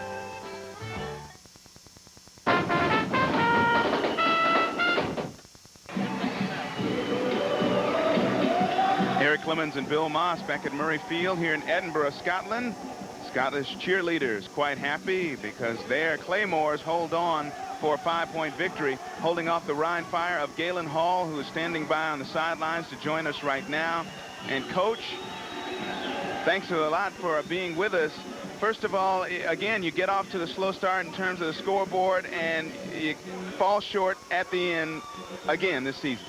Well, that's been the story all year. We spot them too many points, come back, fight back, and end up in the short end. Our guys played hard the second half, but we can't give teams 24 points and come back. Coach Bill Moss, again, sorry to see what happened. It's like your team self-destructs. You do something good, you have your good moments, you move the ball downfield, and then all of a sudden penalties, mistakes have been haunting you all season. Well, yeah, they have. I mean, but still, we had our shots tonight and didn't take advantage of them. Coach, how Chamberlain was pretty much shut down a bit in the first half. How were you able to establish him? He pretty much was dominant for you in the second half of play. What was the key to that? Well, he's that type of player. The key was getting him off the line of scrimmage. They did a great job holding him up the first half. We started using some motion with him, back him off the football, and he's a good player, and he played well for us. All right, Coach Galen Hall, thank you very much. Hopefully your team can put it together here in the second half, their final 4 games. Back with more from Murray Field here in Scotland in just a few moments. The Claymores, a 5-point victory over Rhine Fire.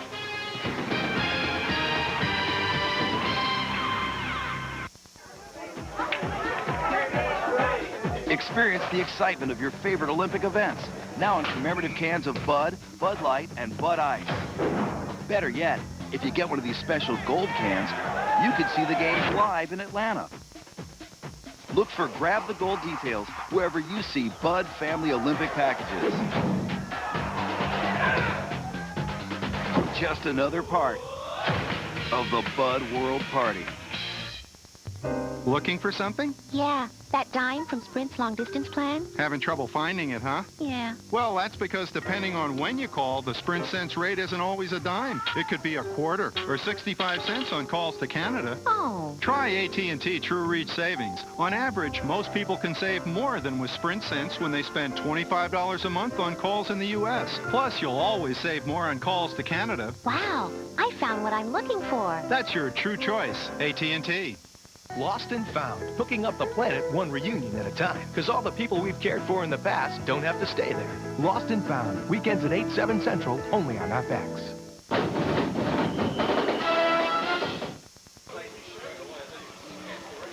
A big part of Scotland's 5-point victory over Rhine Fire here at Murray Field was Saran Stacey, Mr. Everything in the Scotland backfield, running, catching, doing everything. And you see the total yards, 169. Saran, congratulations on holding on for the victory. Talk about the fast start. You were a big part of it, first with the touchdown run of 31 yards, and then you caught a pass for a touchdown before the first quarter was over. Yeah, I just, first of all, I just like to thank God, for watching over me and taking care of me and keeping me healthy to go out every week and perform. I guess the first touchdown was a power O, and I got inside of Tom, our guard. I got inside of his block, and, I got in the secondary. I knew his one guy to beat, so I sort of gave him a stiff arm, and it was all over after that. I guess the second touchdown was a screen pass, and we caught them they were blitzing us, and it sort of worked out that I was one-on-one, with the safety. And I knew if I could get past him at the end, I could get in the end zone. So, I give a lot of credit to our offensive coordinator, Coach Soka. He's done a great job in calling the plays, and I'm just happy to be a part of the offense. Saran, Bill Moss, congratulations on another big day. Thanks, and can you tell us, or does this team gain some momentum off of last week? I mean, you came out there today just where you left off in the fourth quarter last week, and you're playing like a team that, is crowned champions. Yeah, all week long, people have been asking questions, were we going to go out and lay down, were we going to be, lackadaisical in our performance? We've already sealed the World Bowl here in Edinburgh, and, so we're really now we're playing with a lot of pride. And, we want to come out and establish a running game early, jump on it quick, and we did that. Unfortunately, in the second half, we sort of had a little spill there, but, we'll get that taken care of for next week. All right, next week you got another big game here, and what's the atmosphere around here like now that you guys have established yourself as a World Bowl participant as compared to 2-8 last year? I think right now the entire team just wanted to excel. We want to be the very best team that we could be. If you look at our offense and our defense, we haven't really put it all together yet, and so we're still looking for that perfection. So the attitude around this football program is just keep building each week and to get better. We're gonna take on Frankfurt. They feel like they didn't play their best game, so we're gonna take that as a challenge. All right, Ron Stacy, congratulations. Thank you very much. Good luck from here on out. That'll do it. For Bill Moss, this is Eric Clemens saying so long from Murray Field, where your final, Scotland 24, Ryan 19. Don't forget, June 23rd on Fox Sports, these same Scottish Claymores will be hosting World Bowl 96 here at Murray Field. You've been watching FX Sports coverage of the World League of American Football.